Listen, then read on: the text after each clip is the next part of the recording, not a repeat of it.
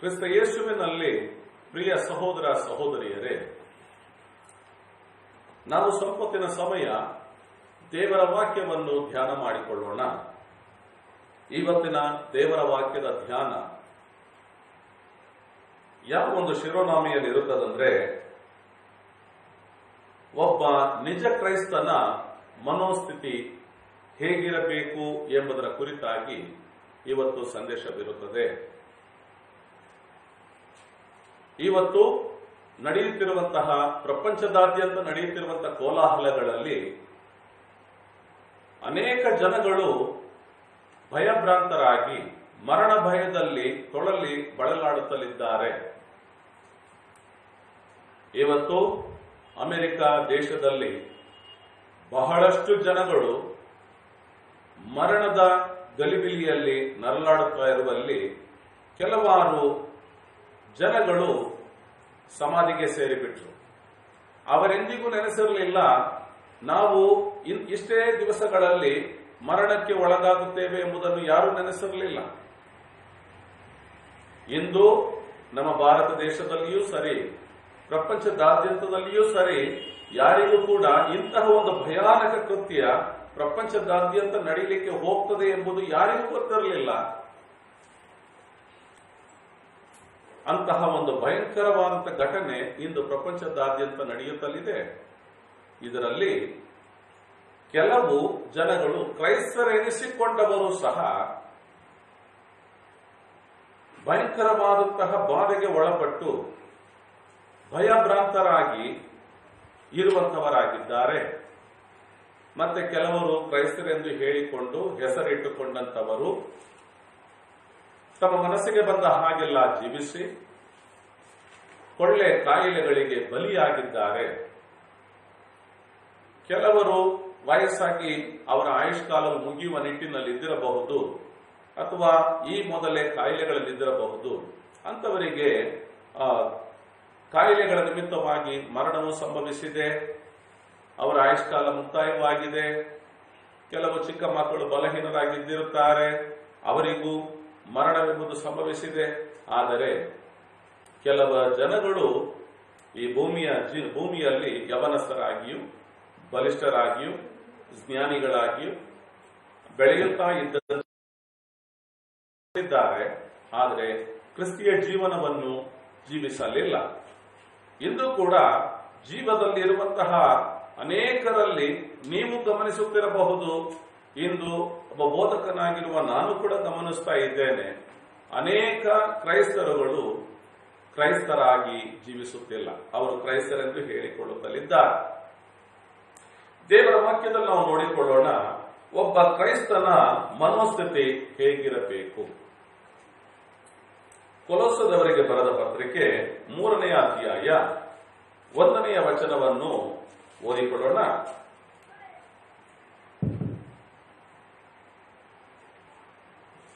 ಹಾಗಾದರೆ ನೀವು ಕ್ರಿಸ್ತನೊಂದಿಗೆ ಎಬ್ಬಿಸಲ್ಪಟ್ಟವರಾಗಿದ್ದರೆ ಮೇಲಿರುವವುಗಳನ್ನೇ ಹುಡುಕಿರಿ, ಅಲ್ಲಿ ಕ್ರಿಸ್ತನು ದೇವರ ಬಲಗಡೆಯಲ್ಲಿ ಕುಳಿತುಕೊಂಡಿದ್ದಾನೆ.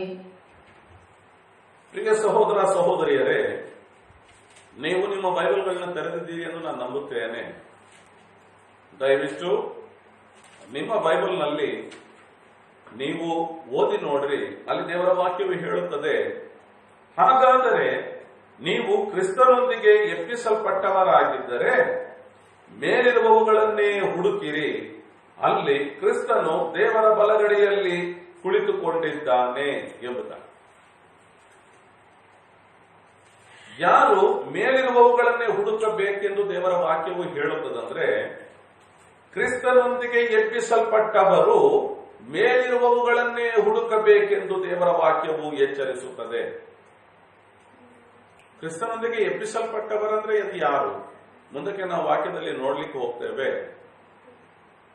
ಇಲ್ಲಿ ಕ್ರಿಸ್ತನೊಂದಿಗೆ ಎಬ್ಬಿಸಲ್ಪಟ್ಟವರಂದ್ರೆ ಕ್ರೈಸ್ತರು ಎಂದು ಹೇಳಿಕೊಳ್ಳುವರು, ನಿಜವಾಗಿ ಕ್ರಿಸ್ತನನ್ನು ಹಿಂಬಾಲಿಸುವವರು, ಕ್ರಿಸ್ತನ ಮರಣ ಹೂಣಲ್ಪಡುವಿಕೆಯಲ್ಲಿ ಪಾಲುಗಾರಿಕೆಯನ್ನು ಹೊಂದಿ ಕ್ರಿಸ್ತನೊಂದಿಗೆ ಎಬ್ಬಿಸಲ್ಪಟ್ಟವನು ಒಬ್ಬ ಕ್ರೈಸ್ತನೇ ಆಗಿದ್ದಾನೆ, ಅವನೇ ನಿಜ ಕ್ರೈಸ್ತನಾಗಿದ್ದಾನೆ. ಸುಮ್ಮನೆ ಹೇಳಿಕೊಳ್ಳುವವರು ಅಥವಾ ಹೆಸರು ಬದಲಾವಣೆ ಮಾಡಿಕೊಂಡವರು ಕ್ರೈಸ್ತರಲ್ಲ. ಕ್ರಿಸ್ತನ ಮರಣ, ಹೂಣಲ್ಪಡುವಿಕೆ, ಪುನರುತ್ಥಾನದಲ್ಲಿ ಭಾಗಿಯಾದವನೇ ನಿಜ ಕ್ರೈಸ್ತನು. ಅಂತಹ ಕ್ರೈಸ್ತನ ಮನೋಸ್ಥಿತಿ ಹೇಗಿರಬೇಕೆಂದರೆ ಮೇಲಿರುವವುಗಳನ್ನೇ ಹುಡುಕಬೇಕಂದು.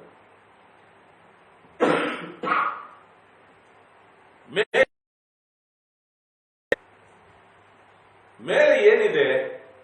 ದೇವರ ವಾಕ್ಯವು ಹೇಳುತ್ತದಲ್ಲಿ ಅಲ್ಲಿ ಕ್ರಿಸ್ತನು ದೇವರ ಬಲಗಡೆಯಲ್ಲಿ ಕುಳಿತುಕೊಂಡಿದ್ದಾನೆ. ಮೇಲಿರುವವುಗಳು ಅಂತ ಹೇಳುವಾಗ ಮೇಲಿರುವಾತನನ್ನು ಹುಡುಕಿರಿ ಎಂದು ಹೇಳಲಿಲ್ಲ, ಮೇಲಿರುವವುಗಳನ್ನು ಹುಡುಕಿರಿ ಎಂಬುದಾಗಿ. ಮೇಲೆ ಇರುವಂತವುಗಳು ಏನಂದ್ರೆ ಪರಲೋಕ ಸಾಮ್ರಾಜ್ಯದಲ್ಲಿ, ದೇವರ ಲೋಕದಲ್ಲಿ ಏನೇನಿವೆ ಎಂಬುದನ್ನು ಹುಡುಕಿ ನೋಡಿರಿ. ಅಲ್ಲಿ ಬಹಳ ವಿಷಯಗಳಿವೆ.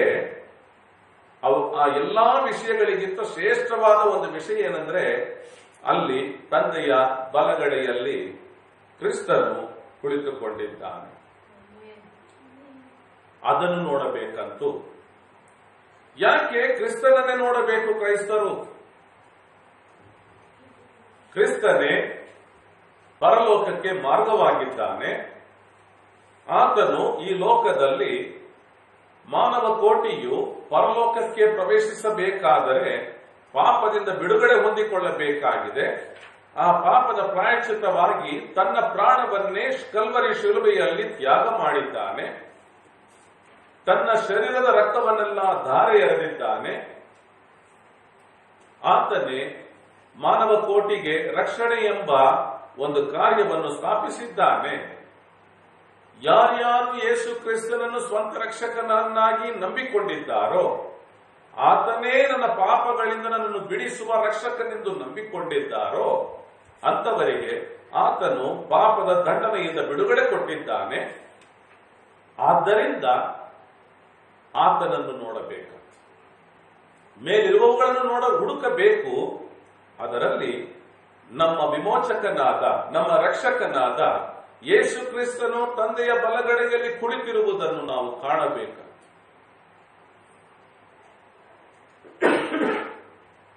ಇವತ್ತು ಕ್ರೈಸ್ತರ ಪರಿಸ್ಥಿತಿಗಳು ಹೇಗಿವೆ ಎಂದು ನೋಡಿದ್ರೆ, ಇವತ್ತು ಅನೇಕ ವಿಧವಾದ ಕ್ರೈಸ್ತರುಗಳು ನಾವು ಈ ಲೋಕದಲ್ಲಿ ಕಾಣುತ್ತಲಿದ್ದೇವೆ. ಇಲ್ಲಿ ದೇವರ ವಾಕ್ಯವು ಹೇಳುತ್ತದೆ 2ನೇ ವಚನದಲ್ಲಿ, ಮೇಲಿರುವಂತವುಗಳ ಮೇಲೆ ನಿಮ್ಮ ಮನಸ್ಸಿಡಿರಿ, ಭೂ ಸಂಬಂಧವಾದವುಗಳ ಮೇಲೆ ಇಡಬೇಡಿರಿ ಎಂಬುದಾಗಿ ಎಚ್ಚರಿಕೆಯ ಮಾತಾಗಿ ಹೇಳಲ್ಪಡುತ್ತಿದೆ. ಅಂದ್ರೆ ಅಲ್ಲಿ ಏನ್ ನಡೆದಿತ್ತು ಕೊಲೋಸೆ ಸಭೆಯಲ್ಲಿ, ಅಲ್ಲಿದ್ದಂತ ಸಂದರ್ಭ ಏನಾಗಿತ್ತು ಅಂತ ನೋಡಿದ್ರೆ, ಅನೇಕರು ಕ್ರೈಸ್ತರೆಂದು ಹೇಳಿಕೊಳ್ಳುತ್ತಿದ್ದರು, ಅನೇಕರು ಚರ್ಚಿಗೆ ಹೋಗುತ್ತಿದ್ದರು, ಸಭೆಗೆ ಸೇರುತ್ತಿದ್ದರು, ಆರಾಧನೆ ಮಾಡುತ್ತಿದ್ದರು, ವಾಕ್ಯ ಕೇಳಿಸಿಕೊಳ್ತಿದ್ರು. ಆದರೆ ಅವರು ಭೂ ಸಂಬಂಧವಾದವುಗಳ ಮೇಲೆ ಮನಸ್ಸಿಟ್ಟುಕೊಂಡವರಾಗಿದ್ದರು. ಆದ್ದರಿಂದ ಈ ವಾಕ್ಯವು ಒಂದು ಸವಾಲಾಗಿದೆ. ಕ್ರೈಸ್ತನಿಗೆ, ಪ್ರತಿಯೊಬ್ಬ ಕ್ರೈಸ್ತನಿಗೆ, ಕ್ರೈಸ್ತಳಿಗೆ ಒಂದು ಸವಾಲಾಗಿದೆ. ಹಾಗಾದರೆ ನೀವು ಕ್ರಿಸ್ತನೊಂದಿಗೆ ಎಬ್ಬಿಸಲ್ಪಟ್ಟವರಾಗಿದ್ದರೆ, ನೀವು ನಿಜವಾಗಿ ಎಬ್ಬಿಸಲ್ಪಟ್ಟವರಾಗಿದ್ದೀರಾ ಇಲ್ಲವಾ? ಎಬ್ಬಿಸಲ್ಪಟ್ಟವರಾಗಿದ್ದರೆ ನೀವು ಮೇಲಿರುವವುಗಳ ಮೇಲೆ ಮನಸ್ಸಿಡಬೇಕು, ಭೂ ಸಂಬಂಧವಾದವುಗಳ ಮೇಲೆ ಮನಸ್ಸಿಡಬೇಡಿರಿ ಎಂಬುದಾಗಿ ದೇವರ ವಾಕ್ಯವು ಕ್ರೈಸ್ತರಾಗಿರುವ ನಿಮ್ಮನ್ನು, ನನ್ನನ್ನು ಎಚ್ಚರಿಸುತ್ತಲಿದೆ. ಪ್ರಿಯ ಸಹೋದರ ಸಹೋದರಿಯರೇ, ಇವತ್ತು ಅನೇಕರ ಜೀವನದಲ್ಲಿ ಮೇಲಿರುವಂತವುಗಳ ಮೇಲೆ ಮನಸ್ಸಿಡೋದಕ್ಕೆ ಬದಲಾಗಿ ಭೂ ಸಂಬಂಧವಾದವುಗಳ ಮೇಲೆ ಮನಸ್ಸಿಟ್ಟುಕೊಂಡು ಜೀವಿಸುತ್ತಲಿದ್ದಾರೆ. ಈ ಕೊಲೋಸೆ ಸಭೆಯಲ್ಲಿದ್ದ ಕೆಲವರ ಹಾಗೆ. ಅಲ್ಲಿ ಎಲ್ಲರೂ ಹಾಗಿರಲಿಲ್ಲ, ಕೆಲವರು ಹಾಗಿದ್ರು. ಆದರೆ ಹಲವರು ನಿಜವಾಗಿಯೂ ಮೇಲಿರುವಂತವುಗಳ ಮೇಲೆ ಮನಸ್ಸಿಟ್ಟುಕೊಂಡಿದ್ದರು, ಕ್ರಿಸ್ತನನ್ನೇ ನೋಡುವವರಾಗಿದ್ದರು. ಇಂದು ಕೂಡ ಅನೇಕ ಕ್ರೈಸ್ತರೆಂದು ಹೇಳುವಂತವರು ಭೂ ಸಂಬಂಧವಾದವುಗಳ ಮೇಲೆ ತಮ್ಮ ಮನಸ್ಸಿಟ್ಟುಕೊಂಡು ಜೀವಿಸುತ್ತಲಿದ್ದಾರೆ. ದೇವರ ವಾಕ್ಯವು ನಮ್ಮನ್ನು ಎಚ್ಚರಿಸುವಾಗ ನಾವು ಎಚ್ಚೆತ್ತುಕೊಳ್ಳೋಣ ಪ್ರಿಯರೇ. ಯಾಕೆಂದ್ರೆ ಕರ್ತ ಯೇಸು ಕ್ರಿಸ್ತನು ಬರುವ ಸಮಯ ಬಹಳ ಸಮೀಪವಾಗಿದೆ. ಆತನು ಏನು ವಾಗ್ದಾನ ಮಾಡಿದ್ದನೋ ಆ ವಾಗ್ದಾನವನ್ನು ನೆರವೇರಿಸುವ ಕಾಲವಿದು. ಯೇಸು ಕ್ರಿಸ್ತನ ಮಧ್ಯಾಕಾಶದಲ್ಲಿ ಬರುವ ಕಾಲವಿದು.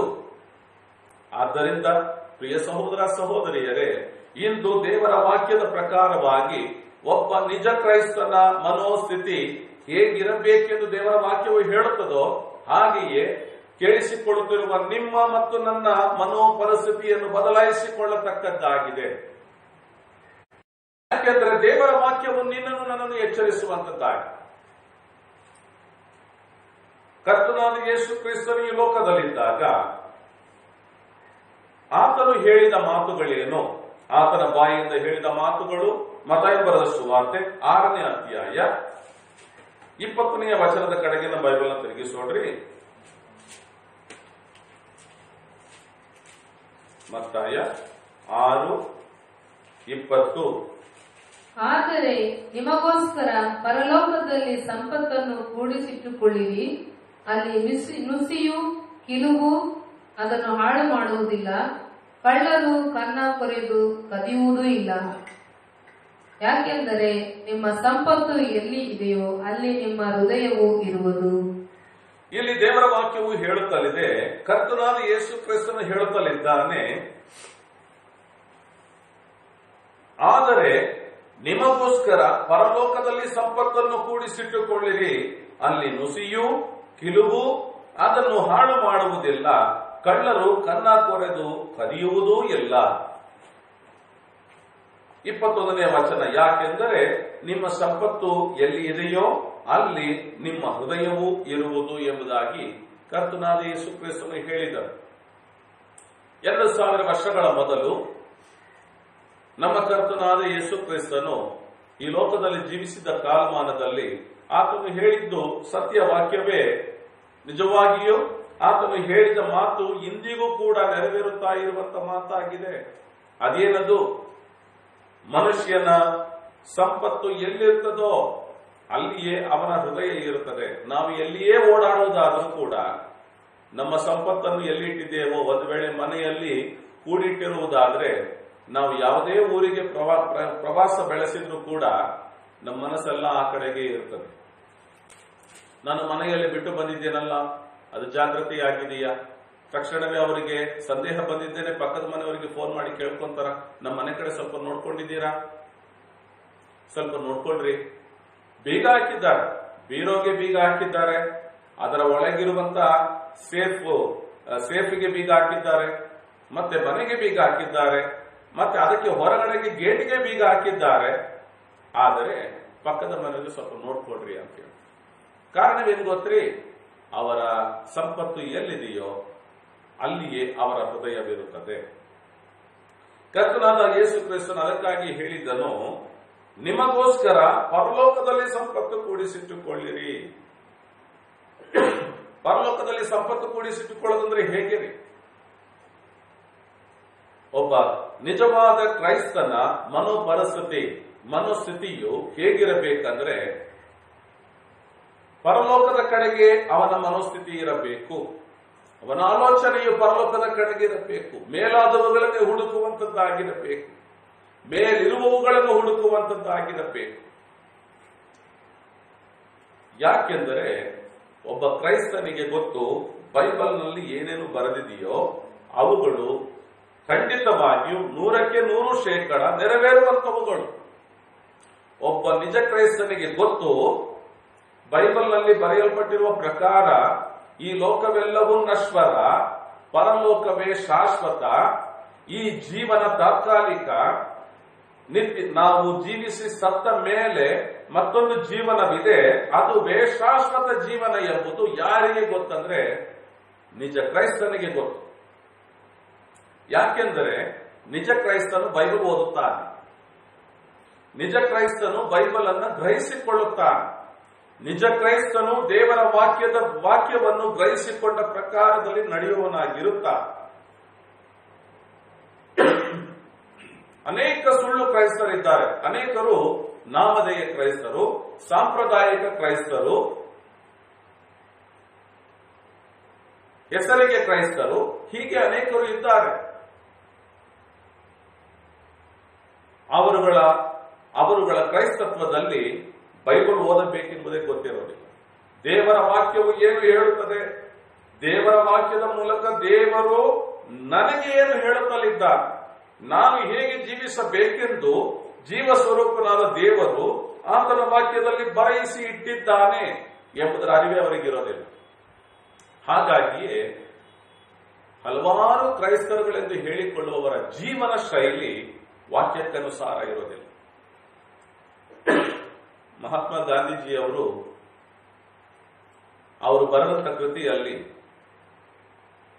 ಒಂದು ಬರಹವನ್ನು ಬರೆದಿದ್ದಾರೆ. ಅದೇನೆಂದ್ರೆ,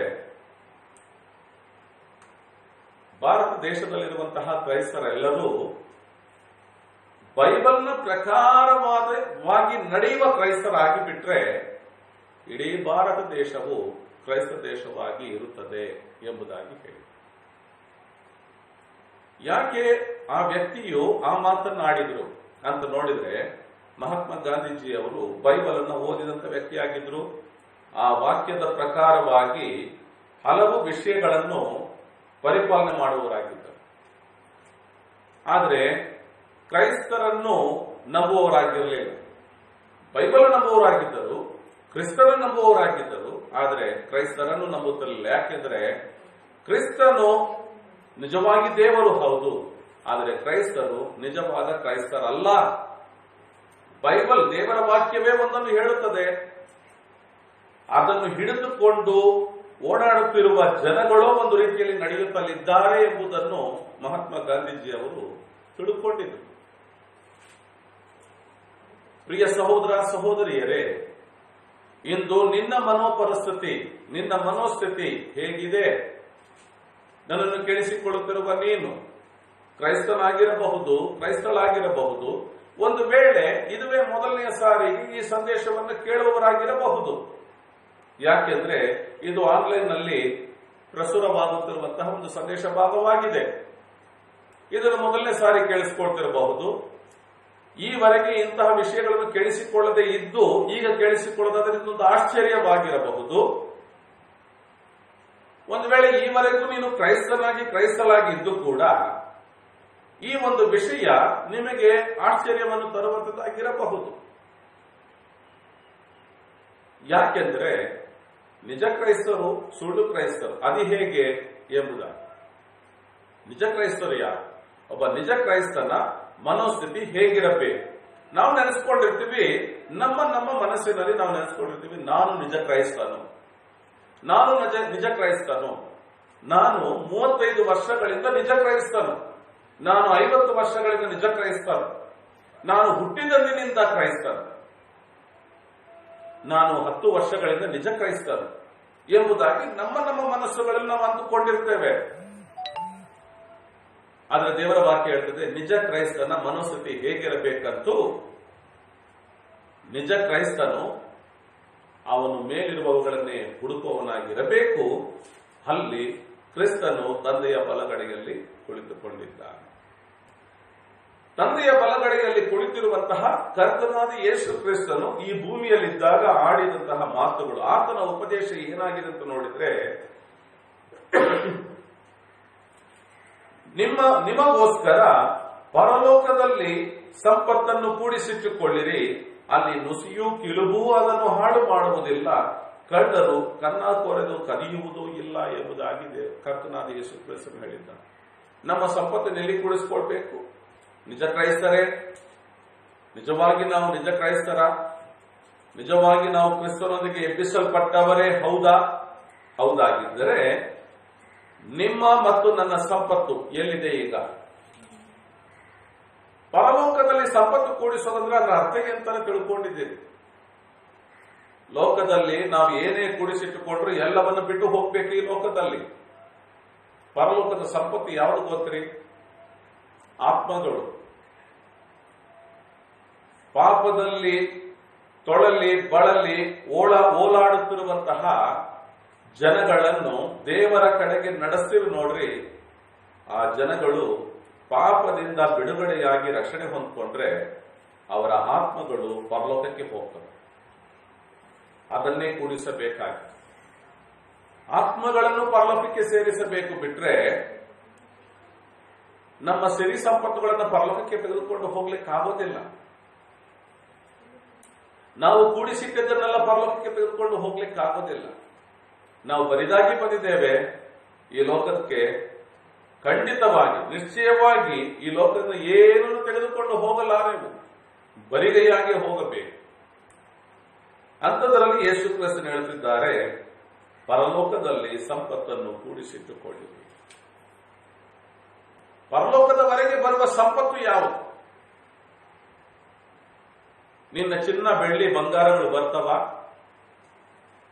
ಅಥವಾ ನಿನ್ನ ಹಣ, ನಿನ್ನ ಬ್ಯಾಂಕ್ನಲ್ಲಿರುವಂತಹ ಹಣ ಪರಲೋಕಕ್ಕೆ ಬರ್ತದ? ಅಥವಾ ನೀನು ಬರೆದಿಟ್ಟಿರುವ ಪುಸ್ತಕಗಳು, ನಿನ್ನ ಕಥೆಗಳು, ಕಾದಂಬರಿಗಳು ಪರಲೋಕಕ್ಕೆ ಬರುತ್ತವ?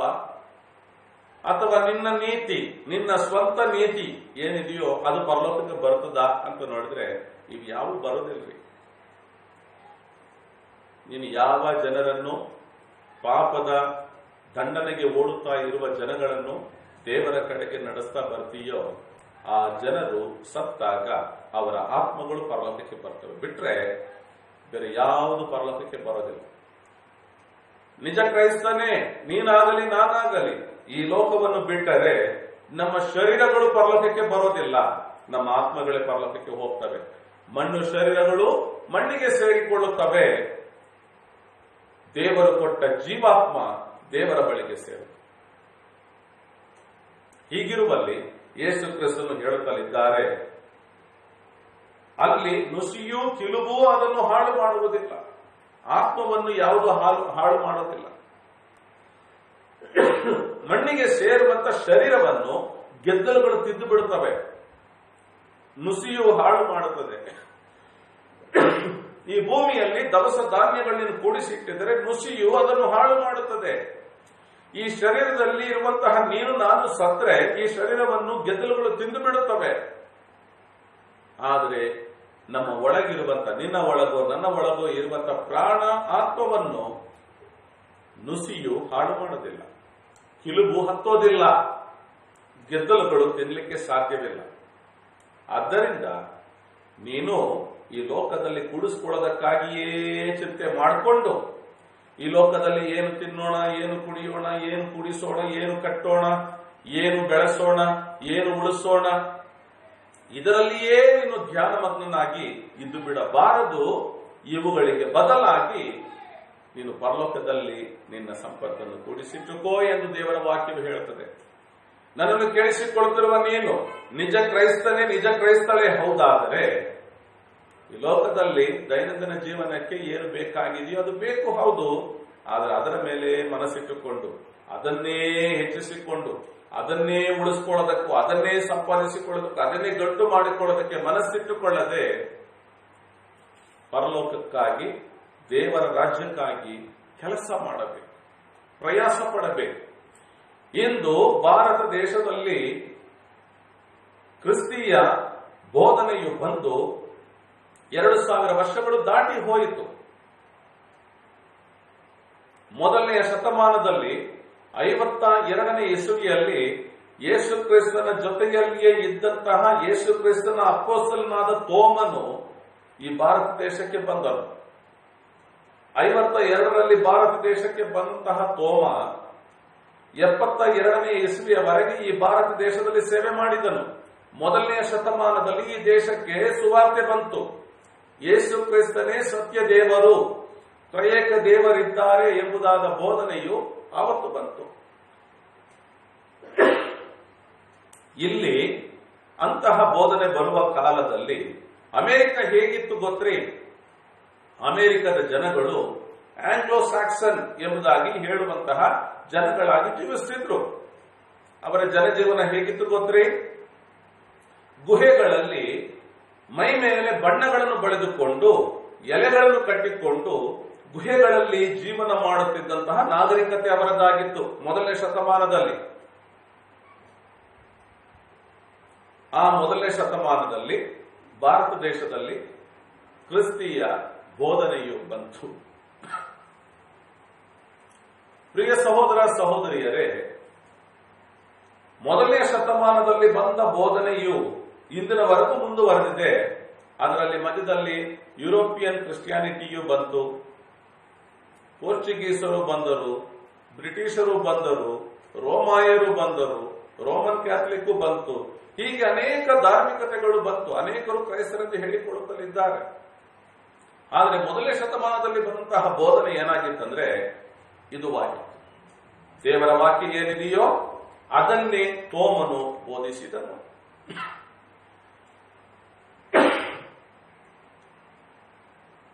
ಸರಿ, ಆ ಬೋಧನೆಯನ್ನು ಕೇಳಿದ ಜನಗಳು ಆ ಬೋಧನೆಯ ಪ್ರಕಾರ ನಡೆಯುತ್ತಲಿದ್ದಾರೆ. ಇಂದಿನವರೆಗೂ ದೇವರ ವಾಕ್ಯವನ್ನು ಓದುತ್ತಿರುವ, ಕಲಿಯುತ್ತಿರುವ, ಸಭೆಗೆ ಹೋಗುತ್ತಿರುವ, ಕ್ರೈಸ್ತರೆಂದು ಹೇಳಿಕೊಳ್ಳುತ್ತಿರುವ ನಿನ್ನ ಮತ್ತು ನನ್ನ ಮನೋಸ್ಥಿತಿ ವಾಕ್ಯಕ್ಕನುಸಾರವಿದೆಯಾ?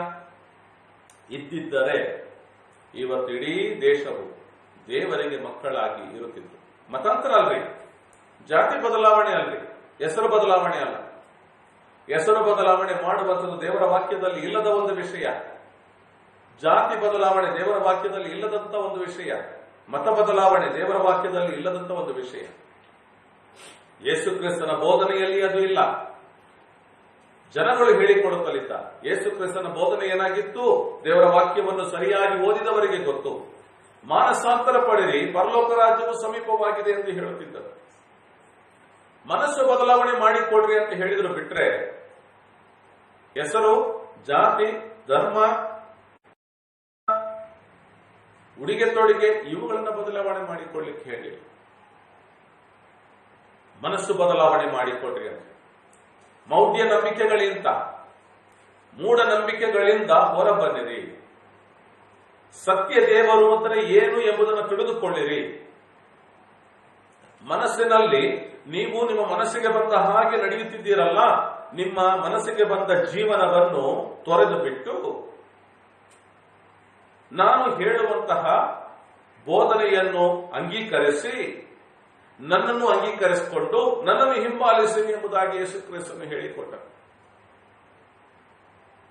ಯಾಕೆ ನನ್ನನ್ನು ಹಿಂಬಾಲಿಸಿರಿ ಎಂದು ಯೇಸು ಕ್ರಿಸ್ತನು ಹೇಳಿದರು? ನಾನೇ ಮಾರ್ಗವು ಸತ್ಯವೂ ಜೀವವಾಗಿದ್ದೇನೆ, ಆದ್ದರಿಂದ ನನ್ನನ್ನು ಹಿಂಬಾಲಿಸಿ.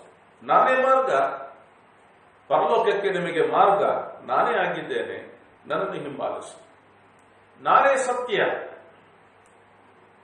ಆದ್ದರಿಂದ ನನ್ನನ್ನು ಗ್ರಹಿಸಿಕೊಳ್ಳಿರಿ.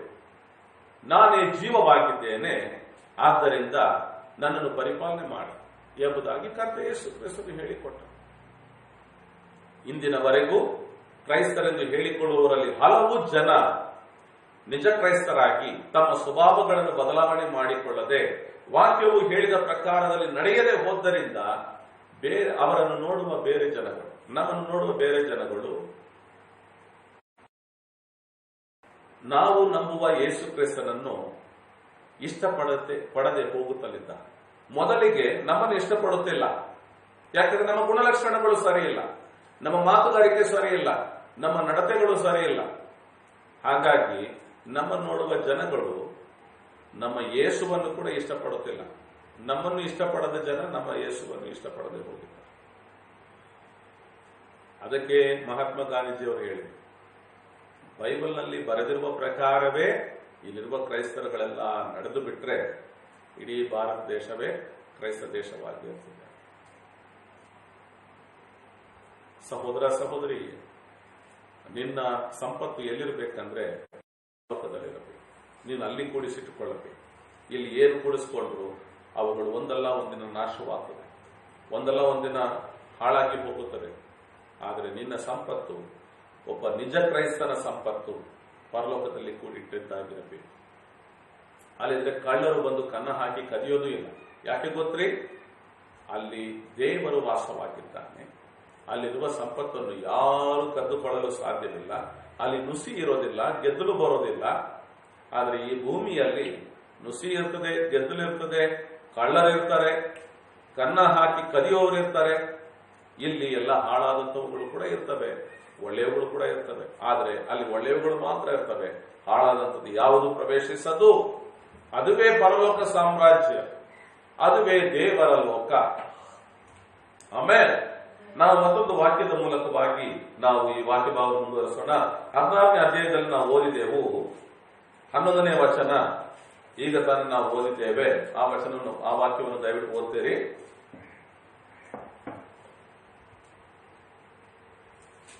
ಕೀರ್ತನೆಗಳು 16:11 ಕೊನೆಯ ವಚನ. ಜೀವದ ಮಾರ್ಗವನ್ನು ನನಗೆ ತಿಳಿಸುವಿ, ನಿನ್ನ ಸಮ್ಮುಖದಲ್ಲಿ ಪರಿಪೂರ್ಣ ಸಂತೋಷವೂ ನಿನ್ನ ಬಲಗಡೆಯಲ್ಲಿ ಶಾಶ್ವತ ಭಾಗ್ಯವೂ ಇರುತ್ತದೆ. ದೇವರ ವಾಕ್ಯವು ಎಷ್ಟು ಚಂದವಾಗಿ ಕೀರ್ತನೆಗಾರನು ಹೇಳುತ್ತಲಿದ್ದಾನೆ. ಜೀವದ ಮಾರ್ಗವನ್ನು ನನಗೆ ತಿಳಿಸುವಿ. ಯಾವಾಗ ನಾವು ಕರ್ತನಾದ ಯೇಸು ಕ್ರಿಸ್ತನ ಮಕ್ಕಳಾಗಿ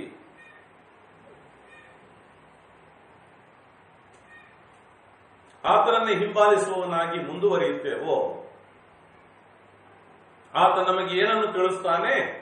ಜೀವದ ಮಾರ್ಗವನ್ನು ನಮಗೆ ತಿಳಿಸಿಕೊಡುತ್ತಾನೆ. ಆದ್ದರಿಂದ ಕೀರ್ತನೆಗಾರನಾದ ದಾವೀದನು ಬರೆದು ತಿಳಿಸ್ತಾನೆ, ಜೀವದ ಮಾರ್ಗವನ್ನು ನನಗೆ ತಿಳಿಸುವಿ, ನಿನ್ನ ಸಮ್ಮುಖದಲ್ಲಿ ಪರಿಪೂರ್ಣ ಸಂತೋಷವೂ ನಿನ್ನ ಬಲಗಡೆಯಲ್ಲಿ ಶಾಶ್ವತ ಭಾಗ್ಯವೂ ಇರುತ್ತವೆ. ಆತನ ಸಮ್ಮುಖದಲ್ಲಿ, ದೇವರ ಸಮ್ಮುಖದಲ್ಲಿ ಏನಿದೆ ಅಂದ್ರೆ ಪರಿಪೂರ್ಣ ಸಂತೋಷವಿರುತ್ತದೆ. ದೇವರ ಸಮ್ಮುಖವಿಲ್ಲದಿದ್ರೆ ಸಂತೋಷವಿರುತ್ತದೆ, ಪರಿಪೂರ್ಣ ಸಂತೋಷವಿರಲಾರದು. ಪರಿಪೂರ್ಣ ಸಂತೋಷವು ಎಲ್ಲಿರುತ್ತದೆ? ದೇವರಿರುವ ಸ್ಥಳದಲ್ಲಿರುತ್ತದೆ. ಒಬ್ಬ ಮನುಷ್ಯನು ಹಾಡುತ್ತಾನೆ, ಮನೆಯೇ ಮಂತ್ರಾಲಯ, ಮನಸ್ಸೇ ದೇವಾಲಯ ಎಂಬುದಾಗಿ. ದೇವರ ವಾಕ್ಯವು ಹೇಳುತ್ತದೆ, ಅವನು ಹಾಡುವುದಕ್ಕೆ ಮೊದಲು, ಸಿನಿಮಾ ಎಂಬುದು ಸಿನಿಮಾ ರಂಗ ಬರುವುದಕ್ಕೆ ಮೊದಲೇ, 2000 ವರ್ಷಗಳ ಮೊದಲೇ ಬರೆಯಲ್ಪಟ್ಟ ದೇವರ ವಾಕ್ಯವು ಹೇಳುತ್ತದೆ, ನಿನ್ನ ಶರೀರವು ದೇವರ ಆಲಯವಾಗಿದೆ ಎಂದು, ದೇವರ ಆತ್ಮನು ಅದರೊಳಗೆ ವಾಸ ಮಾಡುತ್ತಾನೆಂದು ನಿನಗೆ ತಿಳಿಯದೋ ಎಂಬುದಾಗಿ ದೇವರ ವಾಕ್ಯವು ನಮ್ಮನ್ನು ಪ್ರಶ್ನಿಸುತ್ತದೆ. ಯಾರ್ಯಾರು ನಿಜ ದೇವರನ್ನು ತಿಳಿದುಕೊಂಡು ರಕ್ಷಣೆ ಹೊಂದಿರುತ್ತಾರೋ ಅವರ ಶರೀರಗಳು ದೇವರ ಆಲಯವಾಗಿ ಮಾರ್ಪಟ್ಟಿರುತ್ತದೆ. ಅವರ ಶರೀರದ ಹೃದಯದ ಒಳಗೆ ದೇವರಾತ್ಮನು ವಾಸ ಮಾಡುತ್ತಾನಂತೆ. ದೇವರ ವಾಕ್ಯವು ಅದನ್ನು ಪ್ರಬೋಧಿಸುತ್ತದೆ. ಹೀಗಿರುವಲ್ಲಿ ದೇವರ ಸಮ್ಮುಖ ಎಲ್ಲಿದೆ ರೀ? ದೇವರ ಸಮ್ಮುಖ ಎಲ್ಲಿದೆ? ದೇವರು ಎಲ್ಲಿ ವಾಸ ಮಾಡುತ್ತಾನೆ ಅಲ್ಲಿ ದೇವರ ಸಮ್ಮುಖ ಇದೆ. ನೀನು ನಿಜ ಕ್ರೈಸ್ತನಾಗಿ, ನಾನು ನಿಜ ಕ್ರೈಸ್ತನಾಗಿ ಇರುವುದೇ ಹೌದಾದರೆ ದೇವರು ಎಲ್ಲಿ ವಾಸ ಮಾಡುತ್ತಾನೆ? ನಮ್ಮ ಒಳಗೆ ವಾಸ ಮಾಡುತ್ತಾನೆ. ನಿಮ್ಮ ಒಳಗೆ ವಾಸ ಮಾಡುತ್ತಾನೆ. ನಿಮ್ಮ ಒಳಗೆ ದೇವರಾತ್ಮನಿದ್ದಾನೋ ಇರುವುದಾದ್ರೆ ನಿನ್ನೊಳಗೆ ಪರಿಪೂರ್ಣ ಸಂತೋಷವಿರುತ್ತದೆ. ನೀನು ಉರಿ ಮುಸುಡಿಯಾಗಿರೋದಿಲ್ಲ. ನೀನು ಒರಟು ಜಂಬ ಕೊಚ್ಚಿಕೊಳ್ಳುವವನಾಗಿರೋದಿಲ್ಲ. ನೀನು ಯಾವಾಗಲೂ ಗಡಿಬಿಡಿಯು, ಗೊಂದಲವು, ಕೋಪವು, ಆಕ್ರೋಶವುಳ್ಳವನಾಗಿರಲಾರಿ. ನೀನು ಪರಿಪೂರ್ಣ ಸಂತೋಷವುಳ್ಳವನಾಗಿ, ಸಂತೋಷವುಳ್ಳವಳಾಗಿರ್ತಿ. ಯಾಕೆ? ನಿನ್ನ ಒಳಗೆ ದೇವರ ಸಮ್ಮುಖವಿದೆ. ಇದ್ರೆ ಹಾಗಿರ್ತಾನೆ. ದೇವರ ವಾಕ್ಯ ಹಾಗೆ ಹೇಳ್ತದೆ. ಇಲ್ಲವಾದರೆ, ದೇವರ ಆತ್ಮನು ನಿನ್ನ ಒಳಗೆ ಇಲ್ಲವಾದರೆ ಕೋಪ, ಆಕ್ರೋಶ, ಹೆಮ್ಮೆ, ಅಹಂಕಾರ, ಅಹಂಭಾವ, ನಾನು, ನಾನೇ, ನನ್ನದೇ ಹೀಗೆ ಇರ್ತಾರೆ. ಆದ್ರೆ ಅವರು ಕ್ರೈಸ್ತರಂತ ಇರ್ತಾರೆ. ಅಂತವರನ್ನು ನಾವು ಕಾಣ್ತಾ ಇರ್ತೇವೆ. ಹಾಗೇ ಒಣಜಂಬ ಹೊಡ್ಕೊಂಡು, ಹೆಮ್ಮೆ ಕೊಚ್ಕೊಂಡು, ಕೋಪ, ಆಕ್ರೋಶ, ಶಾಂತಿ ಇಲ್ಲ, ಸಮಾಧಾನ ಇಲ್ಲ, ಸೌಹಾರ್ದತೆ ಇಲ್ಲ, ಹಾಗೆ ಇರುವಂತ ಕ್ರೈಸ್ತರನ್ನು ನಾವು ಕಾಣ್ತಾ ಇದ್ದೇವೆ ಲೋಕದಲ್ಲಿ. ಅವರು ಕ್ರೈಸ್ತರ ಅಂತ ಹೇಳ್ತಾರೆ. ಅವರು ಬೈಬಲ್ ತೆಗೆದುಕೊಂಡು ಹೋಗ್ತಾರೆ ಚರ್ಚಿಗೆ. ಅವರು ವಾಕ್ಯ ಅವರು ವಾಕ್ಯ ಕೇಳ್ತಾರೆ, ವಾಕ್ಯ ಬೋಧಿಸ್ತಾರೆ ಕೂಡ. ಮತ್ತೆ 30 ವರ್ಷ 50 ವರ್ಷದ ಕ್ರೈಸ್ತರೆಂದು ಹೇಳಿಕೊಳ್ಳುತ್ತಲಿದ್ದಾರೆ. ಆದರೆ ಅವರು ಅವರ ಒಳಗೆ ಇರುವ ಸಂತೋಷ ಅವರ ಮುಖದಲ್ಲಿ ಕಾಣುವುದಿಲ್ಲ. ಅವರು ಸಂತೋಷವಾಗಿ ಇದ್ದೇವೆ ಎಂಬುದಾಗಿ ಅವರ ಮಾತುಗಳಲ್ಲಿ ಕಾಣೋದಿಲ್ಲ, ಅವರ ಕ್ರಿಯೆಗಳಲ್ಲಿ ಕಾಣೋದಿಲ್ಲ. ಯಾವಾಗಲೂ ಮುಖ ಗಂಟು ಮಾಡಿ ಇಟ್ಟುಕೊಂಡು ಕೂತಿರ್ತಾರೆ. ಕೇಳಿದ್ರೆ ಭಕ್ತಿ ಮಾಡ್ತೀವಿ ಅಂತ, ನಾವು ದೇವರ ಮಕ್ಕಳು ಗಂಭೀರವಾಗಿದ್ದೇವೆ ಅಂತ ಹೇಳ್ತಾರೆ. ದೇವರ ವಾಕ್ಯ ಹೇಳ್ತದೆ, ನಿನ್ನ ಸಮ್ಮುಖದಲ್ಲಿ ಪರಿಪೂರ್ಣ ಸಂತೋಷವಿರುತ್ತದೆ. ಆಮೇಲೆ ದೇವರ ಸಮ್ಮುಖ ನಿನ್ನ ಒಳಗಿರುವುದಾದ್ರೆ ನಿನ್ನ ಒಳಗಿನಿಂದ ಪರಿಪೂರ್ಣ ಸಂತೋಷವು ಹೊರಬರುತ್ತದೆ. ಸರಿ, ಇಲ್ಲಿರುವಂತ ಸಂತೋಷ ತಾತ್ಕಾಲಿಕವಾದದ್ದೇ, ಆದರೆ ದೇವರ ಸಮ್ಮುಖವು ಶಾಶ್ವತವಾಗಿ ಎಲ್ಲಿರ್ತದೆ ಅಂದ್ರೆ ಪರಲೋಕದಲ್ಲಿರ್ತದೆ. ಆತನ ಸಮ್ಮುಖದಲ್ಲಿ ನೀನು ನಾನು ಹೋಗಿ ಸೇರುವುದಾದ್ರೆ ಅಲ್ಲಿ ಪರಿಪೂರ್ಣ ಸಂತೋಷ. ನಾವು ಎಷ್ಟರವರೆಗೆ ಆ ಸಂತೋಷವನ್ನು ಅನುಭವಿಸ್ತೇವೆ? ಇಲ್ಲಿ ಈ ಭೂಮಿಯಲ್ಲಿ ನಾವು ಈ ಪರಿಪೂರ್ಣ ಸಂತೋಷವನ್ನು, ದೇವರು ಕೊಟ್ಟಿರುವ ಸಂತೋಷವನ್ನು ಎಷ್ಟರವರೆಗೆ ಅನುಭವಿಸ್ತೇವೆ ಅಂದ್ರೆ ಈ ಭೂಮಿಯಲ್ಲಿರುವವರೆಗೆ. ಆದರೆ ಪರಿಪೂರ್ಣವಾದ ಸಂತೋಷವನ್ನು ನಾವು ಶಾಶ್ವತ ಕಾಲ ಅನುಭವಿಸಬೇಕಾದರೆ ನಾವು ಪರಲೋಕಕ್ಕೆ ಹೋದ್ರೆ ಅದು ಸಾಕು. ಎರಡನೇದಾಗಿ ಅಲ್ಲಿ ದಾವಿದನು ಹೇಳುತ್ತಲಿದ್ದಾನೆ, ನಿನ್ನ ಬಲಗಡೆಯಲ್ಲಿ ಶಾಶ್ವತ ಭಾಗ್ಯವೂ ಇರುತ್ತದೆ. ನಿನ್ನ ಬಲಗಡೆಯಲ್ಲಿ ಶಾಶ್ವತ ಭಾಗ್ಯ ಅಂದ್ರೆ ಎಂದೆಂದಿಗೂ ಇರುವ ಭಾಗ್ಯ, ನಾನು ಎಂದೆಂದಿಗೂ ಜೀವಿಸತಕ್ಕ ಭಾಗ್ಯ ನಿನ್ನ ಬಲಗಡೆಯಲ್ಲಿರುತ್ತದೆ. ಕರ್ತನಾದ ಯೇಸು ಕ್ರಿಸ್ತನು ಎಲ್ಲಿ ಕುಳಿತಿದ್ದಾನಂತ ನಾವು ಕೊಲೋಸದವರಿಗೆ ಬರೆದ ಪತ್ರಿಕೆಯಲ್ಲಿ ಓದಿದೆವು. ಕೊಲೋಸದವರಿಗೆ ಬರೆದ ಪತ್ರಿಕೆ 3ನೇ ಅಧ್ಯಾಯ 1ನೇ ವಚನದಲ್ಲಿ ಓದಿದೆವು. ಕರ್ತನಾದ ಯೇಸು ಕ್ರಿಸ್ತನು ಎಲ್ಲಿ ಕೂತಿದ್ದಾನಂತೂ ತಂದೆಯ ಬಲಗಡೆಯಲ್ಲಿ ಕೂತಿದ್ದಾನೆ. ಇಂದು ನಿಜ ಕ್ರೈಸ್ತರಾಗಿರುವಂತವರು ದೇವರ ವಾಕ್ಯವನ್ನು ಓದುವವರಾಗಿ ಮಾತ್ರವಿಲ್ಲದೆ ದೇವರ ವಾಕ್ಯದ ಪ್ರಕಾರವೇ ನಡೆಯುವವರು ಪರಲೋಕಕ್ಕೆ ಹೋಗೋದಾದ್ರೆ ಎಲ್ಲಿ ಹೋಗಿ ಕೂತ್ಕೋತಾರ? ಕರ್ತನಾದ ಯೇಸು ಕ್ರಿಸ್ತನ ಬಲಗಡೆಯಲ್ಲಿ ಕುಳಿತುಕೊಂಡು, ತಂದೆಯಾದ ದೇವರ ಬಲಗಡೆಯಲ್ಲಿ ಯೇಸು ಕ್ರಿಸ್ತನು ಕೂತಿದ್ದಾರೆ. ಯೇಸು ಕ್ರಿಸ್ತನ ಬಲಗಡೆಯಲ್ಲಿ ಆತನ ಮಕ್ಕಳುಗಳು ಕುಳಿತುಕೊಳ್ಳುತ್ತಾರೆ. ಆತನ ಬಲಗಡೆಯಲ್ಲಿ ಶಾಶ್ವತವಾದ ಭಾಗ್ಯವು ಇರುತ್ತದೆ. ನೋಡಿ, ದೇವರ ವಾಕ್ಯವು ಎಷ್ಟು ಚಂದವಾಗಿ ನಮಗೆ ಪ್ರಬೋಧಿಸುತ್ತದೆ. ನಾವು ಅಂತಹ ಶಾಶ್ವತವಾದ ಭಾಗ್ಯ, ನಮಗೆ ಪರಿಪೂರ್ಣವಾದ ಸಂತೋಷ ಇರುವಂತಹ ಆ ಸ್ಥಳವನ್ನು ದೇವರು ನಮಗಾಗಿ ಅನುಗ್ರಹ ಮಾಡಿದ್ದಾನೆ. ಅದನ್ನು ನಮಗೆ ಅನುಗ್ರಹ ಮಾಡುವುದಕ್ಕಾಗಿಯೇ ಈ ಲೋಕದಲ್ಲಿ ಕರ್ತನಾದ ಯೇಸು ಕ್ರಿಸ್ತನು ಮನುಷ್ಯನ ರೂಪವನ್ನು ತಾಳಿದನು. ಹೀಗಿರುವಲ್ಲಿ ನನ್ನನ್ನು ಕೇಳಿಸಿಕೊಳ್ಳುತ್ತಿರುವ ಪ್ರಿಯ ಸಹೋದರ ಸಹೋದರಿಯೇ, ಈ ಮೊದಲೇ ನೀನು ಕ್ರೈಸ್ತನು ಕ್ರೈಸ್ತಳೇ ಹೌದಾದರೆ ವಾಕ್ಯದ ಪ್ರಕಾರದಲ್ಲಿ ನಿನ್ನ ಜೀವನ ಎಷ್ಟರ ಮಟ್ಟಿಗೆ ನಡೆಯುತ್ತಲಿದೆ ಎಂಬುದನ್ನು ನೀನು ಗಮನಿಸಿಕೊಳ್ಳಬೇಕು. ನಿನ್ನ ಮನೋಸ್ಥಿತಿ, ನಿನ್ನ ಆಲೋಚನಾ ಶಕ್ತಿ ಪರಲೋಕದಲ್ಲಿ ಸಂಪತ್ತನ್ನು ಕೂಡಿಸುವುದಾಗಿ ಇದೆಯಾ? ಮೇಲಿರುವವುಗಳನ್ನೇ ನೋಡುವಂತದ್ದಾಗಿದೆಯಾ? ಅದನ್ನೇ ಹುಡುಕುವಂತದ್ದಾಗಿದೆಯಾ? ಅಲ್ಲಿ ತಂದೆಯ ಬಲಗಡೆಯಲ್ಲಿ ಕುಳಿತಿರುವ ಯೇಸು ಕ್ರಿಸ್ತನನ್ನೇ ಗಮನಿಸುವಂತದ್ದಾಗಿದೆಯಾ? ಅಥವಾ ಭೂ ಸಂಬಂಧವಾದವುಗಳನ್ನೇ ಹುಡುಕುತ್ತಾ, ಭೂ ಸಂಬಂಧವಾದವುಗಳನ್ನೇ ಕಟ್ಟುತ್ತಾ, ಭೂ ಸಂಬಂಧವಾದವುಗಳನ್ನೇ ಸಂಪಾದಿಸುತ್ತಾ, ಭೂ ಸಂಬಂಧವಾದವುಗಳಿಗೆ ಚಿಂತಿಸುವಂತದ್ದಾಗಿದೆಯಾ? ದೇವರ ವಾಕ್ಯದ ಪ್ರಕಾರದಲ್ಲಿ ನಿನ್ನನ್ನು ನನ್ನನ್ನು ಸರಿಪಡಿಸುವುದಕ್ಕಾಗಿಯೇ ಪವಿತ್ರಾತ್ಮನು ಈ ವಾಕ್ಯಗಳನ್ನು ನಿಮಗೂ ನನಗೂ ಕೊಟ್ಟಿದ್ದಾರೆ. ಮತ್ತೊಂದು ವಾಕ್ಯವನ್ನು ನೋಡ್ಕೊಂಡ್ರಿ, ರೋಮಪುರದವರಿಗೆ ಬರೆದ ಪತ್ರಿಕೆ. ಇಲ್ಲಿ ನಾವು ನೋಡುತ್ತೇವೆ, ನಾವು ಕ್ರಿಸ್ತನೊಂದಿಗೆ ಹೇಗೆ ಎಬ್ಬಿಸಲ್ಪಟ್ಟಿದ್ದೇವೆ ಎಂಬುದನ್ನು ಈ ವಾಕ್ಯದಲ್ಲಿ ನಾವು ನೋಡ್ಕೊಳ್ಳಿಕ್ಕೆ ಸಾಧ್ಯವಾಗುತ್ತೆ. ರೋಮಪುರದವರಿಗೆ ಬರೆದ ಪತ್ರಿಕೆ 6ನೇ ಅಧ್ಯಾಯ 4 ಮತ್ತು 5ನೇ ವಚನವನ್ನು ದಯವಿಟ್ಟು ಓದ್ತೀರಿ. ಹೀಗಿರಲಾಗಿ ನಾವು ಬಾಪ್ತಿಸ್ಮ ಮಾಡಿಸಿಕೊಂಡಾಗ ಆತನ ಮರಣದಲ್ಲಿ ಪಾಲುಗಾರರಾಗುವುದಕ್ಕೆ ಆತನೊಂದಿಗೆ ಹೂಡಲ್ಪಟ್ಟೆವು. ಕ್ರಿಸ್ತನು ತಂದೆಯ ಮಹಿಮೆಯಿಂದ ಹೇಗೆ ಸತ್ತವರೊಳಗಿಂದ ಎಬ್ಬಿಸಲ್ಪಟ್ಟನೋ ಹಾಗೆಯೇ ನಾವು ಕೂಡ ಜೀವದಿಂದೆದ್ದು ನೂತನ ಜೀವದಲ್ಲಿ ನಡೆದುಕೊಳ್ಳಬೇಕು. ಹೇಗೆಂದರೆ ಆತನ ಮರಣದ ಹೋಲಿಕೆಯಲ್ಲಿ ನಾವು ಒಟ್ಟಾಗಿ ನೆಲೆಸಿದ್ದರೆ ಆತನ ಪುನರುತ್ಥಾನದ ಹೋಲಿಕೆಯಲ್ಲಿಯೂ ಇರುವೆವು. ಆಮೆನ್. ಪ್ರಿಯ ಸಹೋದರ ಸಹೋದರಿಯರೇ, ಅಲ್ಲಿ ನಾವು ಕೊಲೊಸದವರಿಗೆ ಬರೆದ ಪತ್ರಿಕೆಯಲ್ಲಿ ಓದಿಕೊಂಡಾಗ, ಹಾಗಾದರೆ ನೀವು ಕ್ರಿಸ್ತನೊಂದಿಗೆ ಎಬ್ಬಿಸಲ್ಪಟ್ಟವರಾದರೆ ಎಂಬುದಾಗಿ ಅಲ್ಲಿ ಒಂದು ಪ್ರಶ್ನೆ, ಒಂದು ಸವಾಲು ಅಲ್ಲಿ ನಾವು ಓದಿಕೊಂಡಾಗ ನಮಗೆ ಗೊತ್ತಾಗಿತ್ತು. ನಾವು ಎಬ್ಬಿಸಲ್ಪಟ್ಟಿದ್ದೇವೆ ಅಂದ್ರೆ ಮೊದಲೇ ಸತ್ತಿರಬೇಕಲ್ಲ. ಕ್ರಿಸ್ತನೊಂದಿಗೆ ಎದ್ದೇಳಬೇಕಾದರೆ ಕ್ರಿಸ್ತನೊಂದಿಗೆ ಹೂಣಲ್ಪಟ್ಟಿರಬೇಕಲ್ಲ. ಕ್ರಿಸ್ತನೊಂದಿಗೆ ಹೂಣಲ್ಪಡಬೇಕಾದ್ರೆ ಕ್ರಿಸ್ತನೊಂದಿಗೆ ಸತ್ತಿರಬೇಕಲ್ಲ. ಇಲ್ಲಿ ದೇವರ ವಾಕ್ಯವು ಕ್ರಿಸ್ತನ ಮರಣದಲ್ಲಿ, ಆತನ ಹೂಣಲ್ಪಡುವಿಕೆಯಲ್ಲಿ, ಆತನ ಪುನರುತ್ಥಾನದಲ್ಲಿ ಭಾಗಿಯಾಗುವಂತ ವಿಷಯವನ್ನು ಇಲ್ಲಿ ಪ್ರಕಟಪಡಿಸ್ತಾ ಇದೆ. ಅದೇನೆಂದರೆ, ಹೀಗಿರಲಾಗಿ ನೀವು ಬ್ಯಾಪ್ಟಿಸ್ಮ ಮಾಡಿಸಿಕೊಂಡಾಗ ಆತನ ಮರಣದಲ್ಲಿ ಪಾಲುಗಾರರಾಗುವುದಕ್ಕೆ ಆತನೊಂದಿಗೆ ಹೂಣಲ್ಪಟ್ಟೆವು. ಬ್ಯಾಪ್ಟಿಸ್ಮವು ದೀಕ್ಷಾಸ್ನಾನ ಎಂಬುದಾಗಿ ಹೇಳಲ್ಪಡುವಂತಹ ಒಂದು ಪದ ಏನಿದೆಯಲ್ಲ, ಆ ಪದವು ದೀಕ್ಷಾಸ್ನಾನ ಎಂಬ ಪದ ಮೊದಲಿಗೆ ಅದು ಸರಿಯಾದ ಪದವಲ್ಲ.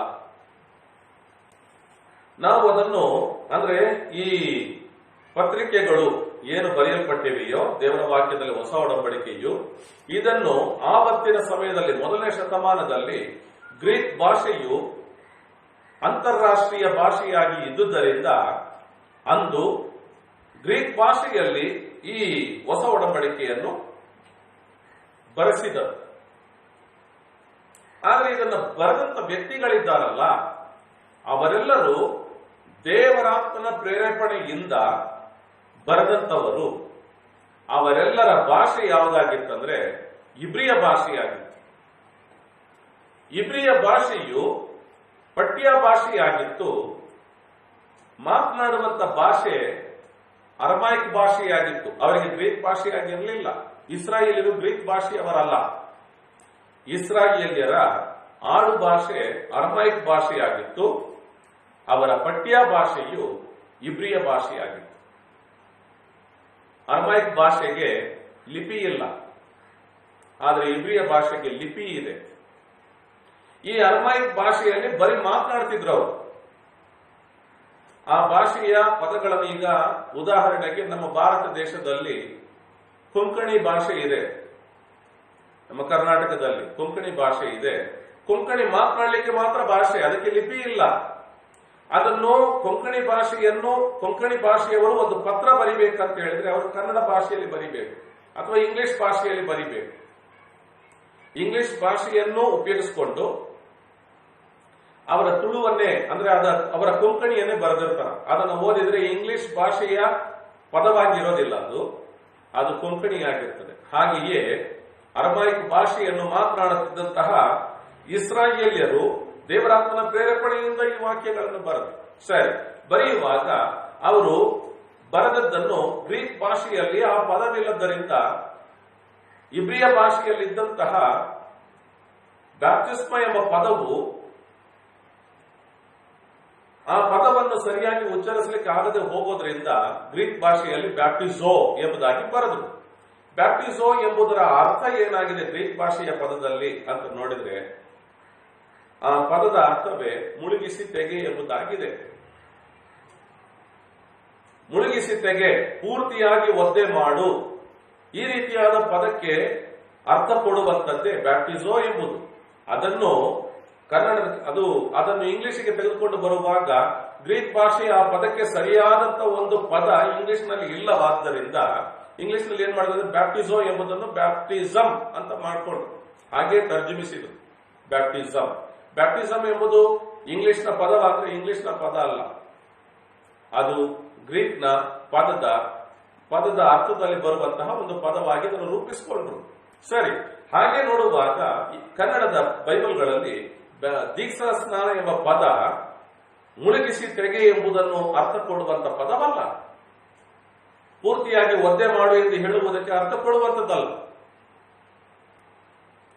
ಆದರೆ ಇಲ್ಲಿ ದೇವರ ವಾಕ್ಯದಲ್ಲಿ ಪವಿತ್ರ ಬೈಬಲಲ್ಲಿ ಓದಿಕೊಳ್ತಿದ್ದೇವೆ, ಹೀಗಿರಲಾಗಿ ನಾವು ಬ್ಯಾಪ್ಟಿಸ್ಮ ಮಾಡಿಸಿಕೊಂಡಾಗ ಅಂತ ಹೇಳುವಾಗ ಮುಳುಗಿಸಿ ತೆಗೆಯಲ್ಪಟ್ಟಾಗ, ಇಂಗ್ಲಿಷ್ನ ಭಾಷೆಯಲ್ಲಿ ಹೇಳಲ್ಪಡುವಾಗ ಇಮ್ಮರ್ಷನ್ ಬ್ಯಾಪ್ಟಿಸಮ್ ಅಂತ ಹೇಳ್ತಾರೆ. ಅಂದ್ರೆ ಮುಳುಗಿಸಿ ತೆಗೆಯುವ ಬ್ಯಾಪ್ಟಿಸ್ಮ ಅಂತ ಹೇಳ್ತಾರೆ. ನೋಡುವಾಗ ಇಲ್ಲಿ ಈ ಪದಕ್ಕೆ ನಾವು ಸರಿಯಾಗಿ ಕನ್ನಡದಲ್ಲಿ ಹೇಳ್ಕೊಳ್ಳೋದಾದ್ರೆ, ನಾವು ಮುಳುಗಿಸಿ ತೆಗೆಯಲ್ಪಟ್ಟಾಗ ಆತನ ಮರಣದಲ್ಲಿ ಪಾಲುಗಾರರಾಗುವುದಕ್ಕೆ ಆತನೊಂದಿಗೆ ಹೂಣಲ್ಪಟ್ಟೆವು. ಬ್ಯಾಪ್ಟಿಸ್ಮ ಏನಾಗಿದೆ? ಅನೇಕ ಕ್ರೈಸ್ತರಿಗೆ ಬ್ಯಾಪ್ಟಿಸ್ಮ ಏನಾಗಿದೆ ಅಂದ್ರೆ ಆ ಚರ್ಚ್ನಲ್ಲಿ ಮೆಂಬರ್ಶಿಪ್ ಆಗೋದಕ್ಕಾಗಿ ಬ್ಯಾಪ್ಟಿಸ್ಮ ಆಗಿದೆ. ಬ್ಯಾಪ್ಟಿಸ್ಮ ತಗೊಂಡ್ರೆ ಆ ಚರ್ಚ್ನಲ್ಲಿ ಮೆಂಬರ್. ಮದುವೆ ಮಾಡ್ಕೊಳ್ಳಿಕ್ಕೆ ಒಂದು ಬ್ಯಾಪ್ಟಿಸ್ಮ, ಆ ಚರ್ಚ್ನಲ್ಲಿ ಒಂದು ಎಲ್ಡರ್ಶಿಪ್ ಸಿಗ್ಬೇಕಾ ಅವ್ರು ಬ್ಯಾಪ್ಟಿಸ್ಮ ಆಗಿರ್ಬೇಕು. ಒಂದು ಶವ ಸಂಸ್ಕಾರ ಮಾಡ್ಬೇಕಾ, ಅವರಿಗೆ ಸಮಾಧಿಯಲ್ಲಿ ಸ್ಥಳ ಕೊಡ್ಬೇಕಾ, ಬ್ಯಾಪ್ಟಿಸ್ಮ ಆಗಿರ್ಬೇಕು. ಅವರ ಮಗುವಿಗೆ ಒಂದಕ್ಕೆ ನಾಮಕರಣ ಮಾಡ್ಬೇಕಾ, ಆ ಚರ್ಚ್ನಲ್ಲಿ ಬ್ಯಾಪ್ಟಿಸ್ಮ ಆಗಿರ್ಬೇಕು. ಬ್ಯಾಪ್ಟಿಸ್ಮವನ್ನು ಏನಾಗಿ ಮಾಡಿಕೊಂಡಿದ್ದಾರಂದ್ರೆ ಚರ್ಚ್ ಮೆಂಬರ್ಶಿಪ್ಗಾಗಿ ಮಾಡಿಕೊಂಡಿದ್ದಾರೆ. ಜನರು ಏನ್ ತಿಳ್ಕೊಂಡಿದ್ದಾರೆ, ಅನೇಕ ಕ್ರೈಸ್ತರು ಏನ್ ತಿಳ್ಕೊಂಡಿದ್ದಾರ, ನಾವು ಸಮಸ್ಯೆಗಳಿಂದ ಹೊರ ಬರ್ಬೇಕಂದ್ರೆ ಬ್ಯಾಪ್ಟಿಸ್ಮ ತಗೋಬೇಕು, ನಾವು ದೇವರ ಮಗುವಾಗಿ ಮಾರ್ಪಡಬೇಕಂದ್ರೆ ಬ್ಯಾಪ್ಟಿಸ್ಮ ತೆಗೆದುಕೊಳ್ಬೇಕು, ನಾವು ಒಂದು ಮದುವೆ ಮಾಡ್ಕೊಳ್ಬೇಕಾದ್ರೆ ಅವರು ನಮಗೆ ಮದುವೆ ಕೊಡ್ಬೇಕಂದ್ರೆ ಬ್ಯಾಪ್ಟಿಸ್ಮ ತೆಗೆದಿರ್ಬೇಕು, ಅದನ್ನು ತೆಗೆದುಕೊಳ್ಬೇಕಿಲ್ಲ ಅಂದ್ರೆ ಅವರು ಮದುವೆ ಕೊಡೋದಿಲ್ಲ. ಅಲ್ಲಿ ಒಂದು ಮೆಂಬರ್ ಆಗ್ಬೇಕಂದ್ರೆ ಬ್ಯಾಪ್ಟಿಸ್ಮ, ಹಾಗಾದ್ರೆ ನಾನು ಮೆಂಬರ್ ಆಗುವುದಕ್ಕಾಗಿ ಬ್ಯಾಪ್ಟಿಸ್ಮ ತೆಗೆದುಕೊಳ್ಬೇಕು. ದೇವರ ವಾಕ್ಯ ಅದನ್ನು ಬೋಧಿಸ್ತಾ ಇಲ್ಲ. ಕ್ರಿಸ್ತನ ಮರಣದಲ್ಲಿ ಪಾಲುಗಾರರಾಗುವುದಕ್ಕೆ ಬ್ಯಾಪ್ಟಿಸ್ಮ ಮಾಡಿಸಿಕೊಳ್ಬೇಕು. ಬ್ಯಾಪ್ಟಿಸ್ಮವು ಒಂದು ಗುರುತಾಗಿದೆ. ಅದನ್ನು ಮಾಡಿಸಿಕೊಳ್ಳುವ ವ್ಯಕ್ತಿ ಬ್ಯಾಪ್ಟಿಸ್ಮ ಮಾಡಿಸಿಕೊಳ್ಳುವಾಗ ನಾನು ಕ್ರಿಸ್ತನೊಂದಿಗೆ ಪಾಪದ ವಿಷಯದಲ್ಲಿ ಸತ್ತಿದ್ದೇನೆ, ಮುಳುಗಿಸಿ ತೆಗೆಯಲ್ಪಟ್ಟಾಗ ಅವನಂದುಕೊಳ್ಳಬೇಕಾಗಿದೆ ನಾನು ಹೂಣಲ್ಪಟ್ಟಿದ್ದೇನೆ. ತಿರುಗಿ ಬ್ಯಾಪ್ಟಿಸ್ಮವನ್ನು ಮುಗಿಸಿ ಮೇಲೆ ಬರುವಾಗ ನಾನು ಕ್ರಿಸ್ತನೊಂದಿಗೆ ನೀತಿಗಾಗಿ ಜೀವಿಸುವುದಕ್ಕಾಗಿ ಎದ್ದು ಬರುತ್ತಿದ್ದೇನೆ ಎಂಬುದರ ಗುರುತೆ ಆ ಬ್ಯಾಪ್ಟಿಸ್ಮವಾಗಿದೆ. ಇಂದು ಅನೇಕರಿಗೆ ಅರ್ಥ ಗೊತ್ತಾಗುವುದಿಲ್ಲ. ದೇವರ ವಾಕ್ಯ ಹಾಗೆ ಹೇಳ್ತದೆ. ಹೀಗಿರಲಾಗಿ ನಾವು ಬ್ಯಾಪ್ಟಿಸ್ಮ ಮಾಡಿಸಿಕೊಂಡಾಗ ಆತನ ಮರಣದಲ್ಲಿ ಪಾಲುಗಾರರಾಗುವುದಕ್ಕೆ ಆತನೊಂದಿಗೆ ಹೂಣಲ್ಪಟ್ಟೆವು. ಕ್ರಿಸ್ತನು ತಂದೆಯ ಮಹಿಮೆಯಿಂದ ಹೇಗೆ ಸತ್ತವರೊಳಗಿನಿಂದ ಎಬ್ಬಿಸಲ್ಪಟ್ಟನೋ ಹಾಗೆಯೇ ನಾವು ಕೂಡ ಜೀವದಿಂದೆದ್ದು ಕ್ರೈಸ್ತರು ಏನಾಗಬೇಕಾಗಿದೆ, ಪಾಪದ ಪಾಲಿಗೆ ಸತ್ತು ಕ್ರಿಸ್ತನಲ್ಲಿ ಉಣಲ್ಪಟ್ಟು ಕ್ರಿಸ್ತನು ಹೇಗೆ ಜೀವದಿಂದೆದ್ದನೋ ಹಾಗೆಯೇ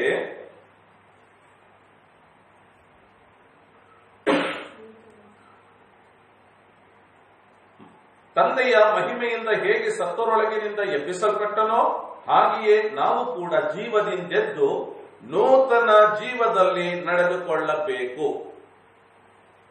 ಕ್ರೈಸ್ತರೇ, ನಿಜ ಕ್ರೈಸ್ತರ ಮನೋಸ್ಥಿತಿ ಹೇಗಿರಬೇಕು ಗೊತ್ತ್ರಿ? ನೂತನ ಜೀವದಲ್ಲಿ ನಡೆದುಕೊಳ್ಳುವ ಮನೋಸ್ಥಿತಿಯಲ್ಲಿರಬೇಕು. ಇಂದು ನನ್ನನ್ನು ಕೇಳಿಸಿಕೊಳ್ಳುತ್ತಿರುವ ನನ್ನ ಸಹೋದರ ಸಹೋದರಿಯೇ, ನೀನು ಯಾರಾಗಿದ್ದರೂ ಸರಿ, ನೀನು ಕ್ರೈಸ್ತಳೇ ಎಂದು ಹೇಳಿಕೊಳ್ಳುವುದು ಹೌದಾದರೆ ನೀನು ನೂತನ ಜೀವದಲ್ಲಿ ನಡ್ಕೊಳ್ತಿದ್ದೀಯಾ? ನೂತನ ಜೀವನ ಅಂದ್ರೆ ಏನ್ರಿ? ಹಳೆಯ ಜೀವನ ನನ್ನ ಮನಸ್ಸಿಗೆ ಬಂದ ಹಾಗಿತ್ತು. ನನ್ನ ಮನಸ್ಸು ಏನೇನು ಹೇಳ್ತೋ ಅದನ್ನ ಮಾಡ್ತಿದ್ದೆ. ನನ್ನ ಬಾಯಿಯಲ್ಲಿ ಏನೇನು ಮಾತಾಡಬೇಕೋ ಲಂಗು ಲಗಾಮಿಲ್ಲದೆ ಮಾತಾಡ್ತಿದ್ದೆ. ನನ್ನ ಮನಸ್ಸು ಏನೇನು ಯೋಚನೆ ಮಾಡ್ತಿತ್ತೋ ಅದಕ್ಕೆಲ್ಲ ನನ್ನ ಮನಸ್ಸನ್ನು ಬಿಟ್ಟು ಕೊಡುತ್ತಿದ್ದೆ. ನನ್ನ ಕಣ್ಣುಗಳು ಏನೇನು ನೋಡುತ್ತಿತ್ತೋ ಅದನ್ನೆಲ್ಲ ತಪ್ಪು ತಪ್ಪಾಗಿ ಗ್ರಹಿಸಿಕೊಳ್ತಿದ್ದೆ. ಅಪರಾಧಗಳನ್ನು ಆಲೋಚನೆ ಮಾಡುತ್ತಿದ್ದೆ. ನನಗೆ ಮನಸ್ಸಿಗೆ ಬಂದಲ್ಲಿ ಓಡಾಡುತ್ತಿದ್ದೆ. ಅದು ಹಳೆಯ ಜೀವನ. ಈಗ ನೂತನ ಜೀವ ಅಂತ ಹೇಳುವಾಗ ಅಂತಹ ಜೀವನವನ್ನು ಬಿಟ್ಟು, ಅಂಥ ನಡವಳಿಕೆಗಳನ್ನು ಬಿಟ್ಟು ಹೊಸ ಒಂದು ಜೀವನವನ್ನು ಜೀವಿಸು. ಆ ಹೊಸ ಜೀವನ ಹೇಗೆ, ಆ ನೂತನ ಜೀವ ಹೇಗೆ ಆಗ್ತದೆ? ದೇವರ ವಾಕ್ಯವು ನಮಗೆ ಕಲಿಸಿಕೊಡುತ್ತದೆ. ನೀನು ನನಗೆ, ನಾವು ಕೀರ್ತನೆಯಲ್ಲಿ ಓದಿದೆವು, 16ನೇ ಅಧ್ಯಾಯ 16ನೇ ಕೀರ್ತನೆ 11ನೇ ವಚನದಲ್ಲಿ ಓದಿಕೊಂಡೆವು, ನೀನು ನನಗೆ ಜೀವದ ಮಾರ್ಗವನ್ನು ತಿಳಿಸುತ್ತಿ. ಯಾರು ಜೀವನ ಮಾರ್ಗವನ್ನು ತಿಳಿಸಿಕೊಡ್ತಾರೆ? ಕರ್ತನಾದ ಯೇಸು ಕ್ರಿಸ್ತನು ಜೀವನ ಮಾರ್ಗವನ್ನು ತಿಳಿಸಿಕೊಟ್ಟಿದ್ದಾನೆ. ಆ ಜೀವದ ಮಾರ್ಗದಲ್ಲಿ ನಡೆಯುವಾಗ ನಾವು ನೂತನ ಜೀವದಲ್ಲಿ ನಡೆಯುವರಾಗಿರ್ತೇವೆ.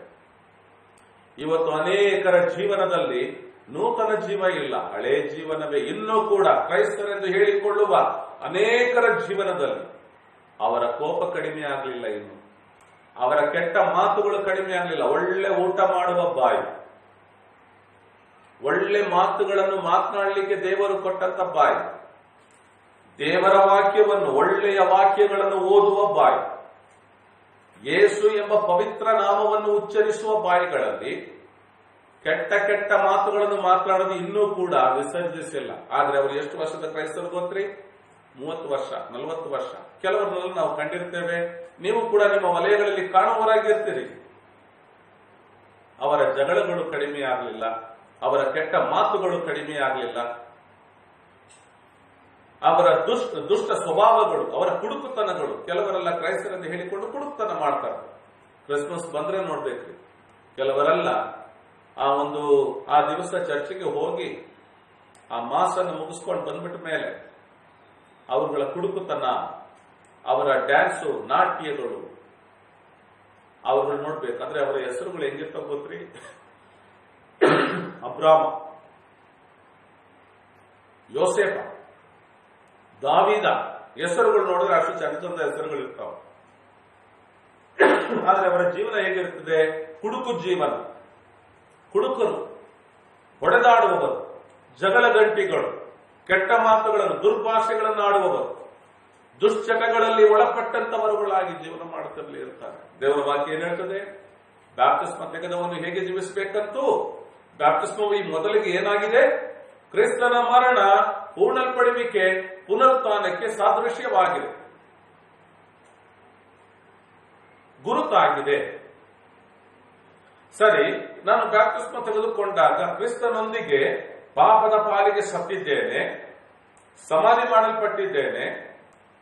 ಕ್ರಿಸ್ತನಿಗಾಗಿ, ಕ್ರಿಸ್ತನೊಂದಿಗೆ ನಾನಿನ್ನು ಮುಂದೆ ಜೀವಿಸ್ತೇನೆ, ಕ್ರಿಸ್ತನಿಗಾಗಿ ಜೀವಿಸ್ತೇನೆ, ಕ್ರಿಸ್ತನು ಹೇಳುವ ರೀತಿಯಲ್ಲಿ ಜೀವಿಸ್ತೇನೆ ಎಂಬುದು ಬ್ಯಾಪ್ಟಿಸ್ಮವಾಗಿರುತ್ತದೆ. ಅದರ ಗುರುತೇ ಬ್ಯಾಪ್ಟಿಸ್ಮ. ಸರಿ, ತೆಗೆದುಕೊಂಡಿದ್ದೇವಲ್ಲ ಬ್ಯಾಪ್ಟಿಸ್ಮವನ್ನು, ನಮ್ಮ ಜೀವನ ಹಾಗೆ ಇದೆಯಾ? ನೂತನ ಜೀವನದಲ್ಲಿ ನಾವು ನಡ್ಕೊಳ್ತಿದ್ದೇವ್ರಿ? ದೇವರ ವಾಕ್ಯ ಹೇಳ್ತದೆ, ನೂತನ ಜೀವದಲ್ಲಿ ನಡೆದುಕೊಳ್ಳಬೇಕು. ಆಜ್ಞೆ ಅದು, ನಡೆದುಕೊಳ್ಳಬೇಕು. ಯಾಕೆ ನನ್ನ ಇಷ್ಟ ನಾನು ನಡೀತೀನಿ ಹೇಗ? ಇಲ್ರಿ, ದೇವರ ವಾಕ್ಯ ಹೇಳ್ತದೆ ನಡೆಯಬೇಕು, ನಡೆದುಕೊಳ್ಳಬೇಕು. ಇಲ್ಲವಾ? ಇಲ್ಲ, ನನ್ನ ಇಷ್ಟಕ್ಕೆ ನಾನು ನಡೀತೇನೆ, ಏನ್ ಮಾಡ್ತಿ ಅಂತೇಳಿ ನಾವೇನು ಮಾಡೋದಿಲ್ಲ, ಯಾರು ಏನು ಮಾಡೋದಿಲ್ಲ. ಕರ್ತನಾದ ಯೇಸು ಕ್ರಿಸ್ತನ ಮಧ್ಯಾಕಾಶದಲ್ಲಿ ಒಂದು ದಿನ ಬರುತ್ತಾನೆ, ಆತನು ತನ್ನ ಸಭೆಯನ್ನು ತೆಗೆದುಕೊಂಡು ಹೋಗುತ್ತಾನೆ.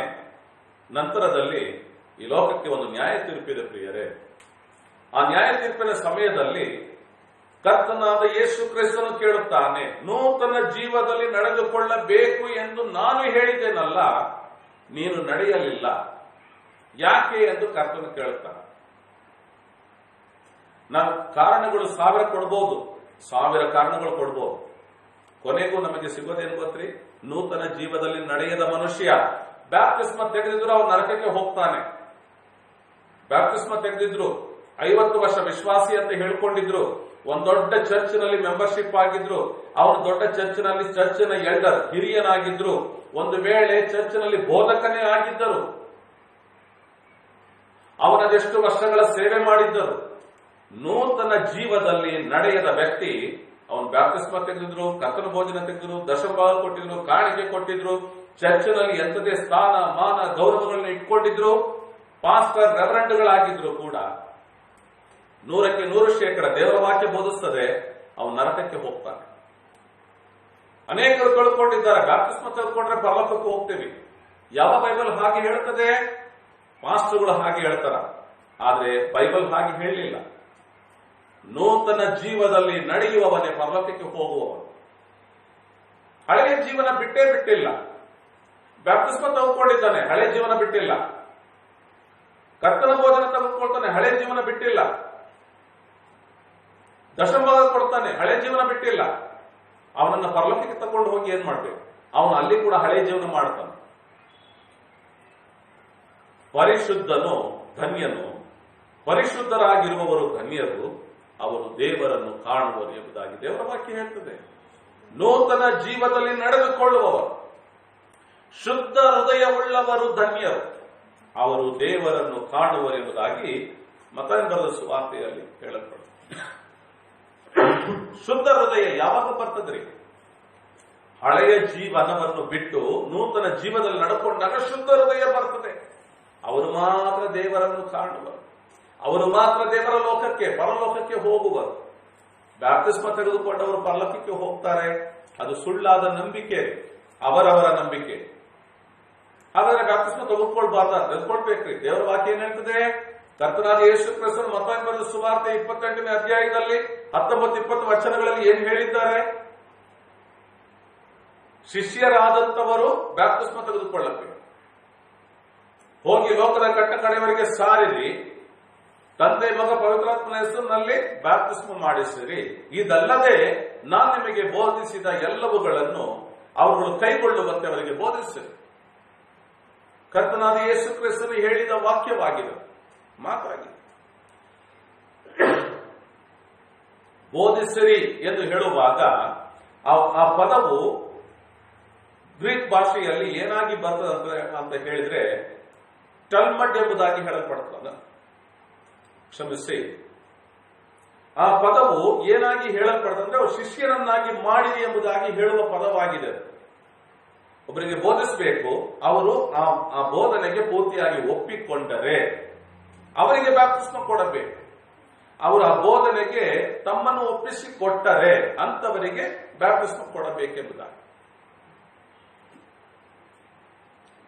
ಪ್ರಿಯ ಸಹೋದರ ಸಹೋದರಿಯರೇ, ಅದಕ್ಕೆ ಬೇರೆ ಕೆಲವು ತರ್ಜುಮೆಗಳಲ್ಲಿ ಶಿಷ್ಯರನ್ನಾಗಿ ಮಾಡಿರಿ, ತಂದೆ ಮಗ ಪರಿಶುದ್ಧಾತ್ಮನ ಹೆಸರಿನಲ್ಲಿ ಬ್ಯಾಪ್ಟಿಸ್ಮ ಮಾಡಿಸಿರಿ ಎಂಬುದಾಗಿ ದೇವರ ವಾಕ್ಯ ಹೇಳ್ತದೆ. ನೋಡುವಾಗ ಬೋಧಿಸದೆ ಹೋದ್ರೆ ಒಬ್ಬನು ಶಿಷ್ಯನಾಗುವುದಿಲ್ಲ. ಬೋಧಿಸಬೇಕು. ಬೋಧಿಸಿದಾಗ ಬೋಧನೆಗೆ ಯಾವನು ಒಪ್ಪಿಕೊಳ್ತಾನೋ ಅಂತವನಿಗೆ ನಾನು ಹೀಗೆ ಇನ್ನು ಮುಂದೆ ನಡೀತೇನೆ ಅಂತ ಒಪ್ಪಿಕೊಂಡವನಿಗೆ ಬ್ಯಾಪ್ಟಿಸ್ಮ ಕೊಡಬೇಕು. ಒಪ್ಪಿಕೊಂಡವನ್ ಯಾರು? ಮನಸ್ಸಿನಲ್ಲಿ ತಿರುಗಿಸಿಕೊಂಡವನು. ಇನ್ನು ಮುಂದೆ ಈ ಹಳೆ ಜೀವನ ನಾನು ಜೀವಿಸೋದಿಲ್ಲ, ಹೊಸ ಜೀವನ ಜೀವಿಸ್ತೇನೆ ಅಂತ ತನ್ನ ತಿರುಗಿಸಿಕೊಳ್ಳುತ್ತಾನಲ್ಲ, ತನ್ನ ಮನಸ್ಸನ್ನು ಬದಲಾಯಿಸಿಕೊಳ್ಳುತ್ತಾನಲ್ಲ. ನಾನು ಮೂಢನಂಬಿಕೆಗಳಲ್ಲಿ ಜೀವಿಸ್ತಾ ಇದ್ದೆ, ಇನ್ನು ಮುಂದೆ ನನ್ನ ರಕ್ಷಕನಾದ ಯೇಸು ಕ್ರಿಸ್ತನ ಬಳಿಗೆ ನನ್ನ ಪಾಪವನ್ನೆಲ್ಲ ಅರಿಕೆ ಮಾಡಿ ಬಿಟ್ಟು ಒಂದು ಹೊಸ ಜೀವನ ಪ್ರಾರಂಭಿಸ್ತೇನೆ ಎಂಬುದಾಗಿ ಒಪ್ಪಿಕೊಳ್ತಾನಲ್ಲ. ಈ ಯೇಸು ಕ್ರಿಸ್ತನು ನನ್ನ ಪಾಪಗಳಿಗಾಗಿ ಕಲ್ವಾರಿ ಶಿಲುಬೆಯಲ್ಲಿ ತನ್ನ ಪ್ರಾಣವನ್ನೇ ತ್ಯಾಗ ಮಾಡಿದ್ದಾನಲ್ಲ. ಯೇಸುವು ಪ್ರಾಣತ್ಯಾಗ ಮಾಡಿರುವಲ್ಲಿ ನನ್ನ ಪಾಪಗಳಿಗೆ ನಾನು ದಂಡನೆ ಅನುಭವಿಸಬೇಕಾದ ಸ್ಥಳದಲ್ಲಿ ಆತನು ನನಗೆ ಬದಲಾಗಿ ದಂಡನೆಯನ್ನು ಅನುಭವಿಸಿ ನನ್ನನ್ನು ಉಳಿಸಿದ್ದಾನಲ್ಲ. ಆತನ ಬಳಿಗೆ ನನ್ನ ಪಾಪಗಳನ್ನೆಲ್ಲ ಅರಿಕೆ ಮಾಡಿ, ಯೇಸುವೇ ನನ್ನ ಪಾಪಗಳನ್ನು ಇನ್ನು ಮುಂದೆ ನಾನು ಮಾಡೋದಿಲ್ಲ, ಬಿಟ್ಟು ಬಿಡುತ್ತೇನೆ, ನನ್ನನ್ನು ದಯವಿಟ್ಟು ಕ್ಷಮಿಸುರಿ ಎಂಬುದಾಗಿ ಕ್ಷಮೆಯನ್ನು ಕೇಳಿಕೊಂಡು ಯೇಸುವನ್ನು ಸ್ವಂತ ರಕ್ಷಕನಾಗಿ ಯಾವ ಮನುಷ್ಯನು ಅಂಗೀಕರಿಸಿರುತ್ತಾನೋ ಅವನಿಗೆ ಬ್ಯಾಪ್ಟಿಸ್ಮ. ಮದುವೆ ಮಾಡ್ಕೊಳ್ಳಿಕ್ಕೆ ಬ್ಯಾಪ್ಟಿಸ್ಮ ಇಲ್ರಿ, ಅದು ಸಭೆಗಳು ಮಾಡ್ತವೆ, ಬೋಧಕರುಗಳು ಮಾಡ್ತಾರೆ, ಬೋಧಿಸ್ತಾರ ಹಾಗೆ ಕೂಡ. ಆದ್ರೆ ಬೈಬಲ್ ಹಾಗೆ ಬೋಧಿಸಿಲ್ಲ. ಮದುವೆ ಮಾಡ್ಲಿಕ್ಕೆ ಬ್ಯಾಪ್ಟಿಸ್ಮ ಕೊಡಬೇಕು, ಯಾವ ಬೈಬಲ್ ಅಲ್ಲೂ ಇಲ್ರಿ. ಅದು ಬೋಧಕರುಗಳು ಬೋಧಿಸ್ತಾರೆ. ಬೈಬಲ್ ಅಲ್ಲಿ ಇಲ್ಲದನ್ನು ಬೋಧಿಸೋದಾದ್ರೆ ಅವನು ಶಾಪಗ್ರಸ್ತನು. ಮೆಂಬರ್ಶಿಪ್ ಆಗೋದಕ್ಕಾಗಿ ಬ್ಯಾಪ್ಟಿಸ್ಮ ಇಲ್ರಿ. ದೇವರ ವಾಕ್ಯದನ್ನು ಬೋಧಿಸ್ತಿಲ್ಲ. ಶಿಷ್ಯನಾದವನು ಬ್ಯಾಪ್ಟಿಸ್ಮ ತೆಗೆದುಕೊಳ್ಳಬೇಕು. ಯಾರು ಶಿಷ್ಯರು? ತನ್ನ ಹಳೆಯ ಜೀವನವನ್ನು ಬಿಟ್ಟು ಬಿಡುತ್ತೇನೆಂದು ಯೇಸು ಕ್ರಿಸ್ತನ ಬಳಿಗೆ ಒಪ್ಪಿಸಿಕೊಟ್ಟು ಕರ್ತನಾದ ಯೇಸು ಕ್ರಿಸ್ತನು ಸ್ವಂತ ರಕ್ಷಕನಾಗಿ ಅಂಗೀಕಾರ ಮಾಡಿಕೊಂಡವನ್ ಯಾವನೋ ಅವನೇ ಬ್ಯಾಪ್ಟಿಸ್ಮಕ್ಕೆ ಯೋಗ್ಯ. ಅವನಿಗೆ ಬ್ಯಾಪ್ಟಿಸ್ಮ. ಸರಿ, ಬ್ಯಾಪ್ಟಿಸ್ಮ ತೆಗೆದುಕೊಂಡಂತ ವ್ಯಕ್ತಿಗಳಲ್ಲಿ ಹಲವು ರೀತಿಯಾದ ಬ್ಯಾಪ್ಟಿಸ್ಮಗಳಿವೆ, ಹಲವು ರೀತಿಯಾದ ಬ್ಯಾಪ್ಟಿಸ್ಮ ತೆಗೆದುಕೊಂಡ ವ್ಯಕ್ತಿಗಳಿದ್ದಾರೆ. ಅವರ ನಂಬಿಕೆಗಳು ಏನೇನೋ ಆಗಿವೆ. ಕೆಲವರಿಗೆ ನಾನು ಕೇಳಿಸ್ಕೊಂಡಿದ್ದೇನ, ಅವ್ರ ಮೇಲೆ ಏನೋ ಒಂದು ದುರಾತ್ಮ ಹಿಡ್ಕೊಂಡಿರುತ್ತೆ. ಅವರಿಗೆ ಯಾರೋ ಬೋಧಕರು ಹೇಳ್ತಾರ, ನೀನ್ ಬ್ಯಾಪ್ಟಿಸ್ಮ ತೆಗೆದುಕೊಂಡ್ರೆ ದುರಾತ್ಮ ಹೋಗ್ಬಿಡುತ್ತೆ, ಅದಕ್ಕೆ ಬ್ಯಾಪ್ಟಿಸ್ಮ ತಗೊಂಡಿರ್ತಾರೆ. ಯಾರೋ ಸಾಲದ ತೊಂದರೆಯಿಂದ ಹೋಗಿರ್ತಾರೆ, ಅವರಿಗೆ ಯಾರೋ ಒಬ್ರು ಹೇಳಿರ್ತಾರ, ನಿನ್ ಸಾಲದ ತೊಂದರೆ ಎಲ್ಲ ತೀರ್ಬೇಕಂದ್ರೆ ನೀನ್ ಬ್ಯಾಪ್ಟಿಸ್ಮ ಅದಕ್ಕೆ ಬ್ಯಾಪ್ಟಿಸ್ಮ ತಗೊಂಡಿರ್ತಾರ. ಬೈಬಲ್ ಅದನ್ನೆಲ್ಲ ಬೋಧಿಸಲು. ಸರಿ, ಇಂದು ದೇವರ ವಾಕ್ಯವು ನಿಜ ಕ್ರೈಸ್ತನ ಮನೋಸ್ಥಿತಿ ಹೇಗಿರಬೇಕೆಂದು ಬೋಧಿಸುತ್ತದೆ ಎಂಬುದನ್ನು ನಾವು ನೋಡ್ಕೊಳ್ತಾ ಇದ್ದೇವೆ. ಇದನ್ನು ಕೇಳಿಸ್ಕೊಳ್ತಿರುವ ನಿನ್ನ ಮನೋಸ್ಥಿತಿ ಹೇಗಿದೆ? ನೀನು ಯಾವ ರೀತಿಯ ಕ್ರೈಸ್ತನು, ಕ್ರೈಸ್ತಳು? ಬ್ಯಾಪ್ಟಿಸ್ಮದಲ್ಲಿ ಈ ರೀತಿಯಾದ ಬ್ಯಾಪ್ಟಿಸ್ಮ ತೆಗೆದುಕೊಂಡ ಕ್ರೈಸ್ತನು, ಕ್ರೈಸ್ತಳೋ? ದೇವರ ವಾಕ್ಯಕ್ಕನುಸಾರ ಬ್ಯಾಪ್ಟಿಸ್ಮ ತೆಗೆದುಕೊಂಡ ಕ್ರೈಸ್ತಳೋ? ನಿಜವಾಗಿ ನೀನು ನೂತನ ಜೀವನದಲ್ಲಿ ನಡೆಯುತ್ತಾ ಇದ್ದೀಯಾ? ಹಳೆಯ ಜೀವನ ಬಿಟ್ಟೋಗ್ತಾ ಇದೆಯಾ? 20 ವರ್ಷದ ಕ್ರೈಸ್ತಳು ಸ್ವಲ್ಪ ಸ್ವಲ್ಪ ಬಿಟ್ಟೋಗ್ತದೆ. ಒಂದು ಮಗು ಹುಟ್ಟಿದಾಗ ಹುಟ್ಟಿದ ತಕ್ಷಣ ಎದ್ದು ನಡೆಯೋದಿಲ್ಲ. ಸ್ವಲ್ಪ ಸ್ವಲ್ಪವಾಗಿ ಅನೇಕ ಸಾರಿ ಬಿದ್ದು ಎದ್ದು ನಡೀತದೆ. ಬಿದ್ದು ಗಾಯ ಮಾಡಿಕೊಂಡು ಎದ್ದು ನಡೆ. ಹಾಗೆಯೇ ಕ್ರೈಸ್ತನಾಗಿ ಮಾರ್ಪಟ್ಟವನು ಮಾರ್ಪಟ್ಟಿದ ತಕ್ಷಣ, ಮನಸ್ಸಿನಲ್ಲಿ ಮಾನಸಾಂತರ ಪಟ್ಟಿದ ತಕ್ಷಣದಲ್ಲಿ ತನ್ನ ಎಲ್ಲಾ ಸ್ವಭಾವ ಬಿಟ್ಟು ಹೋಗಿರೋದಿಲ್ಲ. ಸ್ವಲ್ಪವಾಗಿ ಪವಿತ್ರ ಜೀವನವನ್ನು ಜೀವಿಸುವಾಗ, ನೂತನ ಜೀವನದಲ್ಲಿ ನಡ್ಕೊಳ್ಳುವಾಗ ಪ್ರಾರಂಭ ಆವಾಗ ತಾನೆ. ಹಾಗಾಗಿ ಸ್ವಲ್ಪ ಹೆಚ್ಚು ಕಡಿಮೆ ಆಗುತ್ತಾ ಮುಂದೆ ಹೋಗುವಾಗ ಒಂದು ಪೂರ್ಣತೆಗೆ ಬರುತ್ತೆ. ಒಂದು ಮಗು ಬೆಳೆಯುತ್ತಾ ಒಂದು ಹಂತಕ್ಕೆ ಬರುವಾಗ ಸ್ಟ್ಯಾಂಡರ್ಡ್ ಆಗಿ ಸ್ಟಡಿಯಾಗಿ ನಡೀತದೆ. ಸ್ಪಷ್ಟವಾಗಿ ನಡೀಲಿಕ್ಕೂ, ಸ್ಪಷ್ಟವಾಗಿ ಮಾತನಾಡಲಿಕ್ಕೂ, ಕ್ರಮಬದ್ಧವಾಗಿ ತಿನ್ನೋದಕ್ಕೂ, ಕ್ರಮಬದ್ಧವಾಗಿ ಉಟ್ಟುಕೊಳ್ಳೋದಕ್ಕೂ ಅದು ಕಲಿತದೆ. ಕೂಸಾಗಿದ್ದಾಗ ಯಾರೋ ಒಬ್ಬರು ಅದನ್ನೆಲ್ಲ ಮಾಡಿಕೊಡ್ಬೇಕು.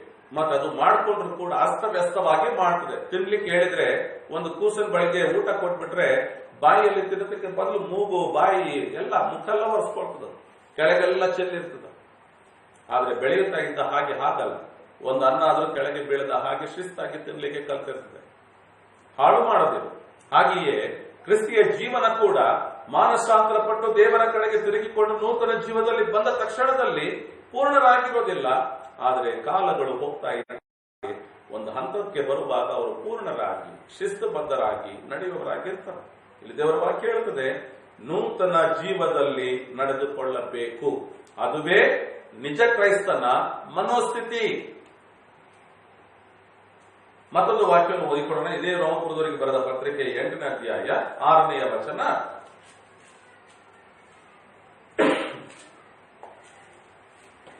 ಶರೀರಕ್ಕನುಸಾರವಾದ ಮನಸ್ಸು ಮರಣ, ಆತ್ಮಿಕವಾದ ಮನಸ್ಸು ಜೀವವೂ ಸಮಾಧಾನವೂ ಆಗಿದೆ. ಇನ್ನೊಂದ್ಸರಿ ಓದಿಲ್ಲ.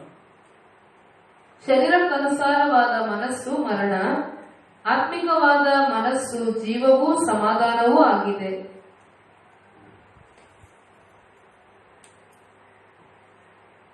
ಪ್ರಿಯ ಸಹೋದರ ಸಹೋದರಿಯರೇ, ಈ ದೇವರ ವಾಕ್ಯವು ನಮಗೆ ಏನನ್ನು ಕಲಿಸಿಕೊಡ್ತದೆ? ಶರೀರಕ್ಕನುಸಾರವಾದ ಮನಸ್ಸು ನಮ್ಮನ್ನು ಎಲ್ಲಿ ಕರ್ಕೊಂಡು ಹೋಗ್ತದೆ? ಮನುಷ್ಯನನ್ನು ಎಲ್ಲಿ ಕರ್ಕೊಂಡು ಹೋಗ್ತದೆ? ಮರಣದೆಡೆಗೆ ಕರೆದುಕೊಂಡು ಹೋಗ್ತದೆ. ಶರೀರಕ್ಕನುಸಾರವಾದ ಮನಸ್ಥಿತಿಯನ್ನು ನಾವು ಇಟ್ಟುಕೊಂಡು ಲೋಕವನ್ನೇ ಹುಡುಕುತ್ತಾ, ಲೋಕದ ಕಾರ್ಯಗಳಲ್ಲಿ ನಾವು ನಿರತರಾಗುತ್ತಾ, ಲೋಕದಲ್ಲಿ ಗಂಟು ಮಾಡುವುದರಲ್ಲಿಯೇ ನಾವು ನಿರತರಾಗುತ್ತಾ ಇರುವುದಾದ್ರೆ ಅದೆಲ್ಲಿ ಕರ್ಕೊಂಡು ಹೋಗ್ತದೆ? ಮರಣದೆಡೆಗೆ ಕರ್ಕೊಂಡು. ನಿಜ ಕ್ರೈಸ್ತನಲ್ಲಿ ಆ ಸ್ವಭಾವ ಇರತಕ್ಕದ್ದಲ್ಲ.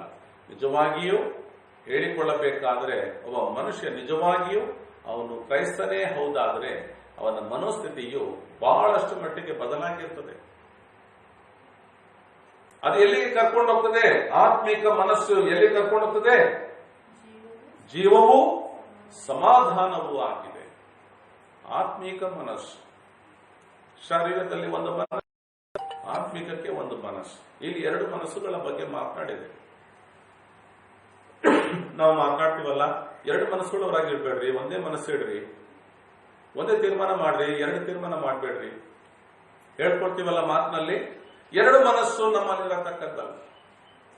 ನಿಜ ಕ್ರೈಸ್ತನ ಮನೋಸ್ಥಿತಿ ಹೇಗಿರಬೇಕಂದ್ರೆ ಆತ್ಮಿಕ ಮನಸ್ಸುಳ್ಳವನಾಗಿರಬೇಕು, ಶಾರೀರಿಕ ಮನಸ್ಸುಳ್ಳವನಾಗಿರಬಾರದು. ಶರೀರವು ಏನ್ ಬೇಕಾದ್ರೂ ಹೇಳ್ತದೆ. ಈ ಲೋಕದಲ್ಲಿ ಜೀವಿಸಲಿಕ್ಕೆ ಅದೆಷ್ಟೋ ಸುಳ್ಳುಗಳನ್ನು ಹೇಳುವಂತೆ ಮಾಡ್ತದೆ. ಈ ಲೋಕದಲ್ಲಿ ಜೀವಿಸೋದಕ್ಕೆ ಎಷ್ಟೋ ಅಪರಾಧಗಳನ್ನ ಮಾಡೋದಕ್ಕೆ ಒಪ್ಪಿಸಿಕೊಡ್ತದೆ. ಆದರೆ ಆತ್ಮಿಕ ಮನಸ್ಸು ಹೇಳ್ತದೆ, ನೀನು ಸುಳ್ಳು ಸಾಕ್ಷಿ ಹೇಳಬಾರದು, ನೀನು ಸತ್ಯಕ್ಕೆ ಸನ್ನದ್ಧನಾಗಿ ನಡೆ, ಸತ್ಯಕ್ಕೆ ಸ್ತಂಭವಾಗಿರು ಎಂದು ಆತ್ಮಿಕ ಮನಸ್ಸು ಬೋಧಿಸುತ್ತದೆ. ಆ ಆತ್ಮಿಕ ಮನಸ್ಸಿನ ಪ್ರಕಾರದಲ್ಲಿ ಒಬ್ಬ ಆತ್ಮಿಕನು ನಡ್ಕೊಳ್ಳುವುದಾದರೆ ಅದು ಅವನಿಗೆ ಸಮಾಧಾನವನ್ನು ಕೊಟ್ಟಿರ್ತದೆ, ಜೀವಕ್ಕೆ ನಡೆಸ್ತದೆ. ಆಮೇಲೆ ಮುಂದೆ ದೇವರ ವಾಕ್ಯದಲ್ಲಿ ನೋಡಿಕೊಳ್ಳೋಣ.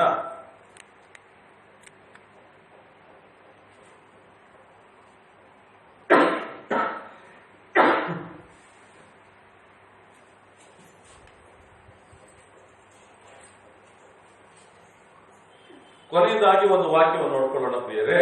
2 ಕೊರಿಂಥದವರೆಗೆ ಬರೆದ ಪತ್ರಿಕೆ 4ನೇ ಅಧ್ಯಾಯ 18ನೇ ವಚನವನ್ನು ಓದ್ತೀರಿ ದಯವಿಟ್ಟು.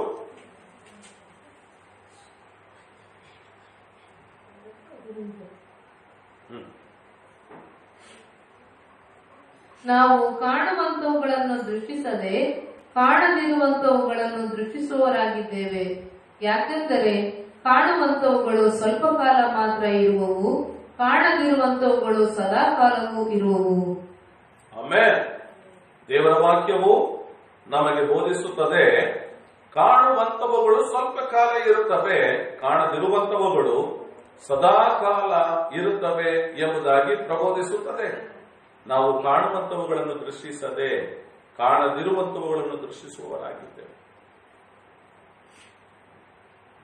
ದೇವರ ವಾಕ್ಯದಲ್ಲಿ ಇಲ್ಲಿ ಪೌಲ ಅಪೊಸ್ತಲನು ಕೊರಿಂಥದವರಿಗೆ ಬರೆದು ತಿಳಿಸುವಾಗ ಹೇಳುತ್ತಿದ್ದಾನೆ, ನಾವು ಕಾಣುವಂತವುಗಳನ್ನು ದೃಷ್ಟಿಸದೆ ಕಾಣದಿರುವಂತವುಗಳನ್ನು ದೃಷ್ಟಿಸುವವರಾಗಿದ್ದೇವೆ. ಯಾಕೆ? ಕಾಣದಿರುವವುಗಳು ಕಾಣ್ತಾ ಇಲ್ಲ, ಆದ್ರೆ ಅದನ್ನೇ ದೃಷ್ಟಿಸಿ ನೋಡ್ತೇವೆ, ಅದನ್ನೇ ಆಲೋಚನೆ ಮಾಡ್ತೇವೆ. ನಮ್ಮ ಶಾರೀರಿಕ ಮನಸ್ಸಿನಲ್ಲಿ, ಶಾರೀರಿಕ ಕಣ್ಣುಗಳಲ್ಲಿ ಕಾಣುವಂತವುಗಳು ಕಾಣ್ತಾ ಇವೆ. ಆತ್ಮಿಕ ಮನಸ್ಸಿನಲ್ಲಿ ಆತ್ಮಿಕ ನೇತ್ರ, ಮನೋನೇತ್ರ ಅಂತ ಹೇಳ್ತೀವಿ. ಮನೋನೇತ್ರದ ಮುಂದೆ ಕಾಣದಿರುವವುಗಳು ಕಾಣುತ್ತಿರುತ್ತವೆ. ಕಾಣದಿರುವವುಗಳ ಕುರಿತಾಗಿ ಆಲೋಚನೆ ಹೋಗುತ್ತದೆ. ಕಾಣದಿರುವವುಗಳು ಯಾವುದು ಗೊತ್ತ್ರಿ? ಪರಲೋಕ ಕಾಣದಿರುವಂಥದ್ದು, ಇನ್ನು ಯಾರಿಗೂ ಕಾಣಲಿಲ್ಲ. ಪರಲೋಕದೊಳಗಿರುವಂತಹ ದೇವರ ಪ್ರಸನ್ನತೆ, ಪರಲೋಕ ಸಾಮ್ರಾಜ್ಯ, ದೇವರ ಲೋಕ, ಅದು ಇನ್ನೂ ಕಾಣಲಿಲ್ಲ. ನರಕ, ಅದು ಕೂಡ ಕಾಣಲಿಲ್ಲ. ಅದಕ್ಕೆ ಜನಗಳಿಗೆ ನರಕ ಎಂಬುದರ ಭಯ ಕೂಡ ಇಲ್ಲ. ನಾವು ನಮ್ಮ ಮನಸ್ಸಿಗೆ ಬಂದ ಹಾಗೆ ನಡೆದ್ರೆ ನರಕ ಎಂಬ ಸ್ಥಳಕ್ಕೆ ಹೋಗ್ತೀವಿ, ಗೊತ್ತಿಲ್ಲ, ಯಾಕಂದ್ರೆ ಅದು ಕಾಣ್ತಾ ಇಲ್ಲ. ಇನ್ನು ನಮಗೆ ನಿತ್ಯವಾದ ಒಂದು ಜೀವನ, ಸಂತೋಷ, ಪರಿಪೂರ್ಣ ಸಂತೋಷವುಳ್ಳ ಜೀವನ ಇದೆ, ಅದುವೇ ಪರಲೋಕ, ಅದನ್ನು ಕೂಡ ಕಾಣಲಿಲ್ಲ. ಅದಕ್ಕೆ ಆ ರೀತಿಯಾಗಿಯೂ ಮನುಷ್ಯ ನಡೆಯಲಿಕ್ಕೆ ಇಷ್ಟಪಡೋದಿಲ್ಲ. ನಿಜವಾಗಿಯೂ ಕ್ರೈಸ್ತನು, ಕ್ರೈಸ್ತಳು ದೇವರ ವಾಕ್ಯವನ್ನು ಓದತಕ್ಕದ್ದು, ಅದನ್ನು ಗ್ರಹಿಸಿಕೊಳ್ಳತಕ್ಕದ್ದು, ಅದರ ಪ್ರಕಾರದಲ್ಲಿ ನಡೆಯತಕ್ಕದ್ದು.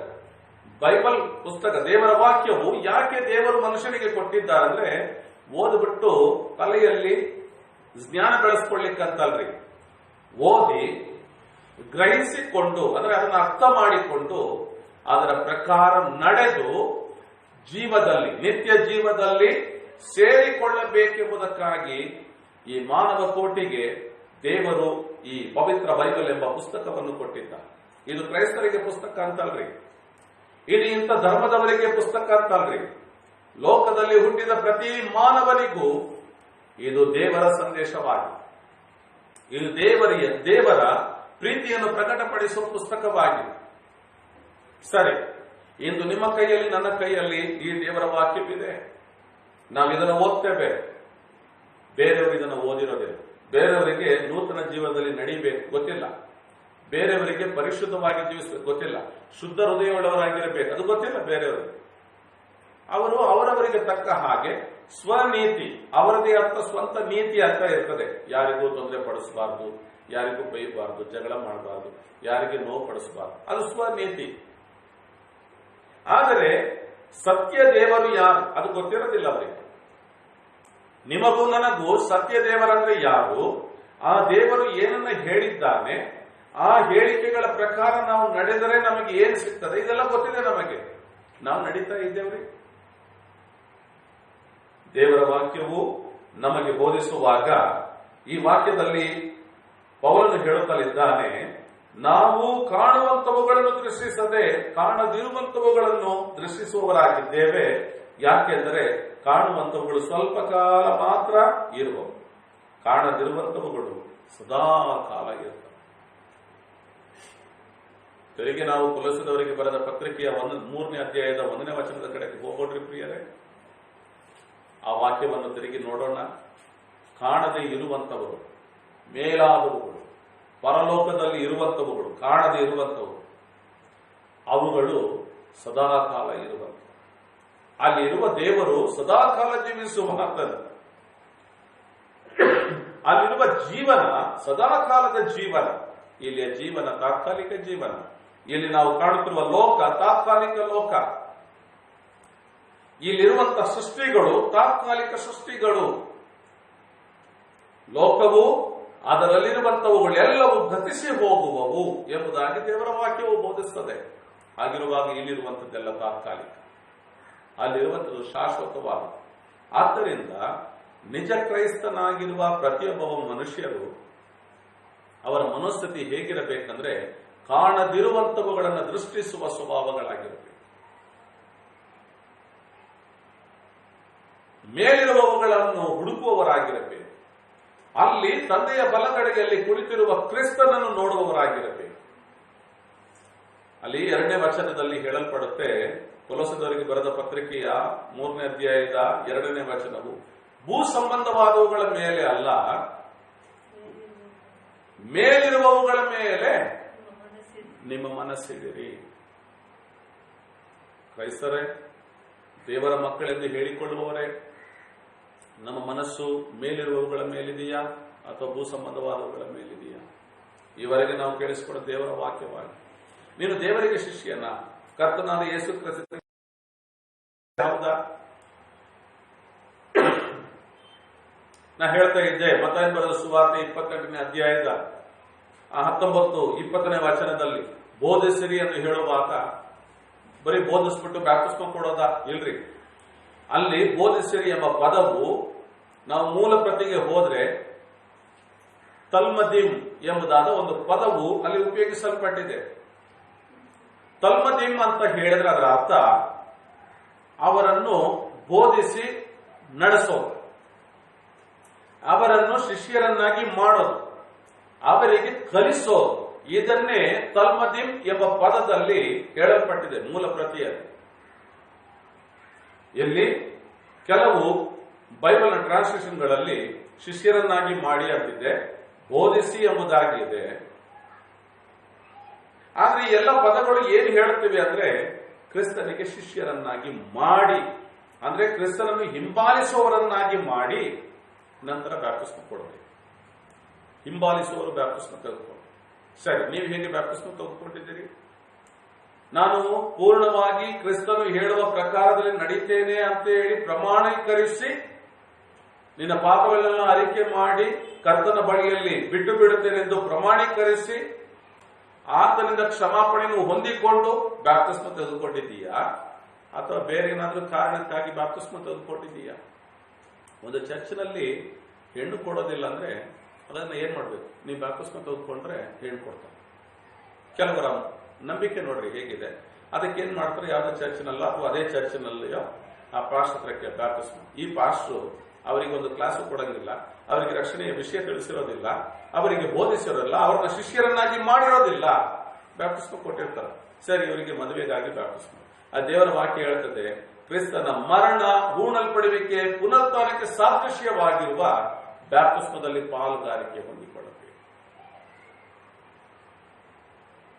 ದೇವರ ವಾಕ್ಯವು ನಿಮಗೂ ನನಗೂ ಹೇಳುತ್ತದೆ ಪ್ರಿಯರೇ, ನಿಜ ಕ್ರೈಸ್ತನ ಮನೋಸ್ಥಿತಿ ಹೇಗಿರಬೇಕಂತೂ ಭೂ ಸಂಬಂಧವುಗಳಾದವುಗಳ ಮೇಲೆ ಮನಸ್ಸಿಡಬೇಡಿರಿ, ಮೇಲಿರುವಂತವುಗಳ ಮೇಲೆ ಮನಸ್ಸಿಡಿರಿ. ಅಲ್ಲಿ ಆ ಸವಾಲು ಏನು ಹೇಳ್ತದೆ? ಹಾಗಾದರೆ ನೀನು ಕ್ರಿಸ್ತನೊಂದಿಗೆ ಎಬ್ಬಿಸಲ್ಪಟ್ಟದ್ದೇ ಆದರೆ ನೀನು ಮೇಲಿರುವವುಗಳನ್ನು ಹುಡುಕಿ ನೋಡಿ. ನೀನು ಎಬ್ಬಿಸಲ್ಪಟ್ಟಿದ್ದೀಯಾ? ಕ್ರಿಸ್ತನಲ್ಲಿ ನಿನ್ನ ಪಾಪಗಳನ್ನೆಲ್ಲ ಒಪ್ಪಿಸಿಬಿಟ್ಟು ಆತನಿಂದ ಕ್ಷಮಾಪಣೆಯನ್ನು ಬೇಡಿಕೊಂಡು ನೂತನ ಜೀವದಲ್ಲಿ ನಡೆದುಕೊಳ್ತಾ ಇದ್ದೀಯಾ? ನಿನ್ನ ಜೀವನದ ಶೈಲಿ ಹೇಗಿದೆ? ಕ್ರಿಸ್ತನು ಬರಲಿಕ್ಕಿದ್ದಾನೆ ಮಧ್ಯಾಕಾಶದಲ್ಲಿ, ಆತನು ಬರುವ ಕಾಲದ ಹತ್ತಿರದಲ್ಲಿದ್ದೇವೆ. ಎಲ್ಲಾ ಸೂಚನೆಗಳು ಕಂಡು ಬರುತ್ತಾ ಇವೆ ಪ್ರಪಂಚದಾದ್ಯಂತ. ಕರ್ತನಾದ ಯೇಸು ಕ್ರಿಸ್ತನು ಮತ್ತಾಯನ ಬರೆದ ಸುವಾರ್ತೆಯಲ್ಲಿ 24ನೇ ಅಧ್ಯಾಯದಲ್ಲಿ ಹೇಳಿರುವಂತಹ ಎಲ್ಲಾ ಸೂಚನೆಗಳು ಪ್ರಕಟವಾಗುತ್ತಲಿವೆ. ನಿನ್ನ ಮನಸ್ಥಿತಿ ಎಲ್ಲಿದೆ? ನೀನು ಎಲ್ಲಿದ್ದಿ? ನೀನು ವಾಕ್ಯವನ್ನು ಪರಿಪಾಲನೆ ಮಾಡುವ ಕ್ರೈಸ್ತನಾಗಿದ್ದೀಯಾ ಅಥವಾ ನಿನ್ನ ಸ್ವನೀತಿಯನ್ನು ಪರಿಪಾಲನೆ ಮಾಡುವ ಕ್ರೈಸ್ತನಾಗಿದ್ದೀಯಾ? ನಿನ್ನ ಶರೀರದ ಮನಸ್ಸನ್ನು ಮುಂದುವರೆಸುವ ಕ್ರೈಸ್ತನಾಗಿದ್ದೀಯಾ? ನಿನ್ನ ಆತ್ಮದ ಮನಸ್ಸನ್ನು, ಆತ್ಮಿಕ ಮನಸ್ಸನ್ನು ಮುಂದುವರೆಸುವನಾಗಿದ್ದೀಯಾ? ಪ್ರಿಯ ಸಹೋದರ ಸಹೋದರಿಯೇ, ದೇವರ ವಾಕ್ಯವು ನಿನ್ನನ್ನು ನನ್ನನ್ನು ಎಚ್ಚರಿಸ್ತಾ ಇದೆ. ಒಂದು ವೇಳೆ ನೀನು ತಪ್ಪಾದಂತಹ ತಿಳುವಳಿಕೆ ಉಳ್ಳವಳಾಗಿ ಈ ಸರಿಯಾದ ಅರ್ಥ ಗೊತ್ತಿಲ್ಲದೆ ನೀನು ಬ್ಯಾಪ್ಟಿಸ್ಮ ತೆಗೆದುಕೊಂಡು ನಾನು ರಕ್ಷಣೆ ಹೊಂದ್ಬಿಟ್ಟಿದ್ರೆ ನಾನು ಪರಲೋಕ ಹೋಗ್ತೀನಂತ ನೀನು ನೆನೆಸ್ಕೊಂಡಿರೋದಾದ್ರೆ, ಬ್ಯಾಪ್ಟಿಸ್ಮ ತೆಗೆದ್ರೆ ಪರಲೋಕ ಹೋಗ್ತೀನಂತ ನೀನು ನೆನೆಸ್ಕೊಂಡಿದ್ದೆ ಹೌದಾದ್ರೆ, ನಿನ್ನ ಮನಸ್ಸನ್ನು ದೇವರ ಕಡೆಗೆ ತಿರುಗಿಸಿಕೊ. ಮೊದಲಿಗೆ ನಿನ್ನ ಪಾಪಗಳನ್ನು ಕ್ರಿಸ್ತನ ಕಡೆಯಲ್ಲಿ ಒಪ್ಪಿಸಿಕೊಟ್ಟು ಅರಿಕೆ ಮಾಡಿ ಬಿಟ್ಟು ನೂತನ ಜೀವನದಲ್ಲಿ ನಡೆಯೋದಕ್ಕೆ ಮುಂದುವರೆಸು ನಿನ್ನ ಜೀವವನ್ನು. ನಿನ್ನ ಜೀವನ ಪರಿಶುದ್ಧವಾಗಬೇಕು.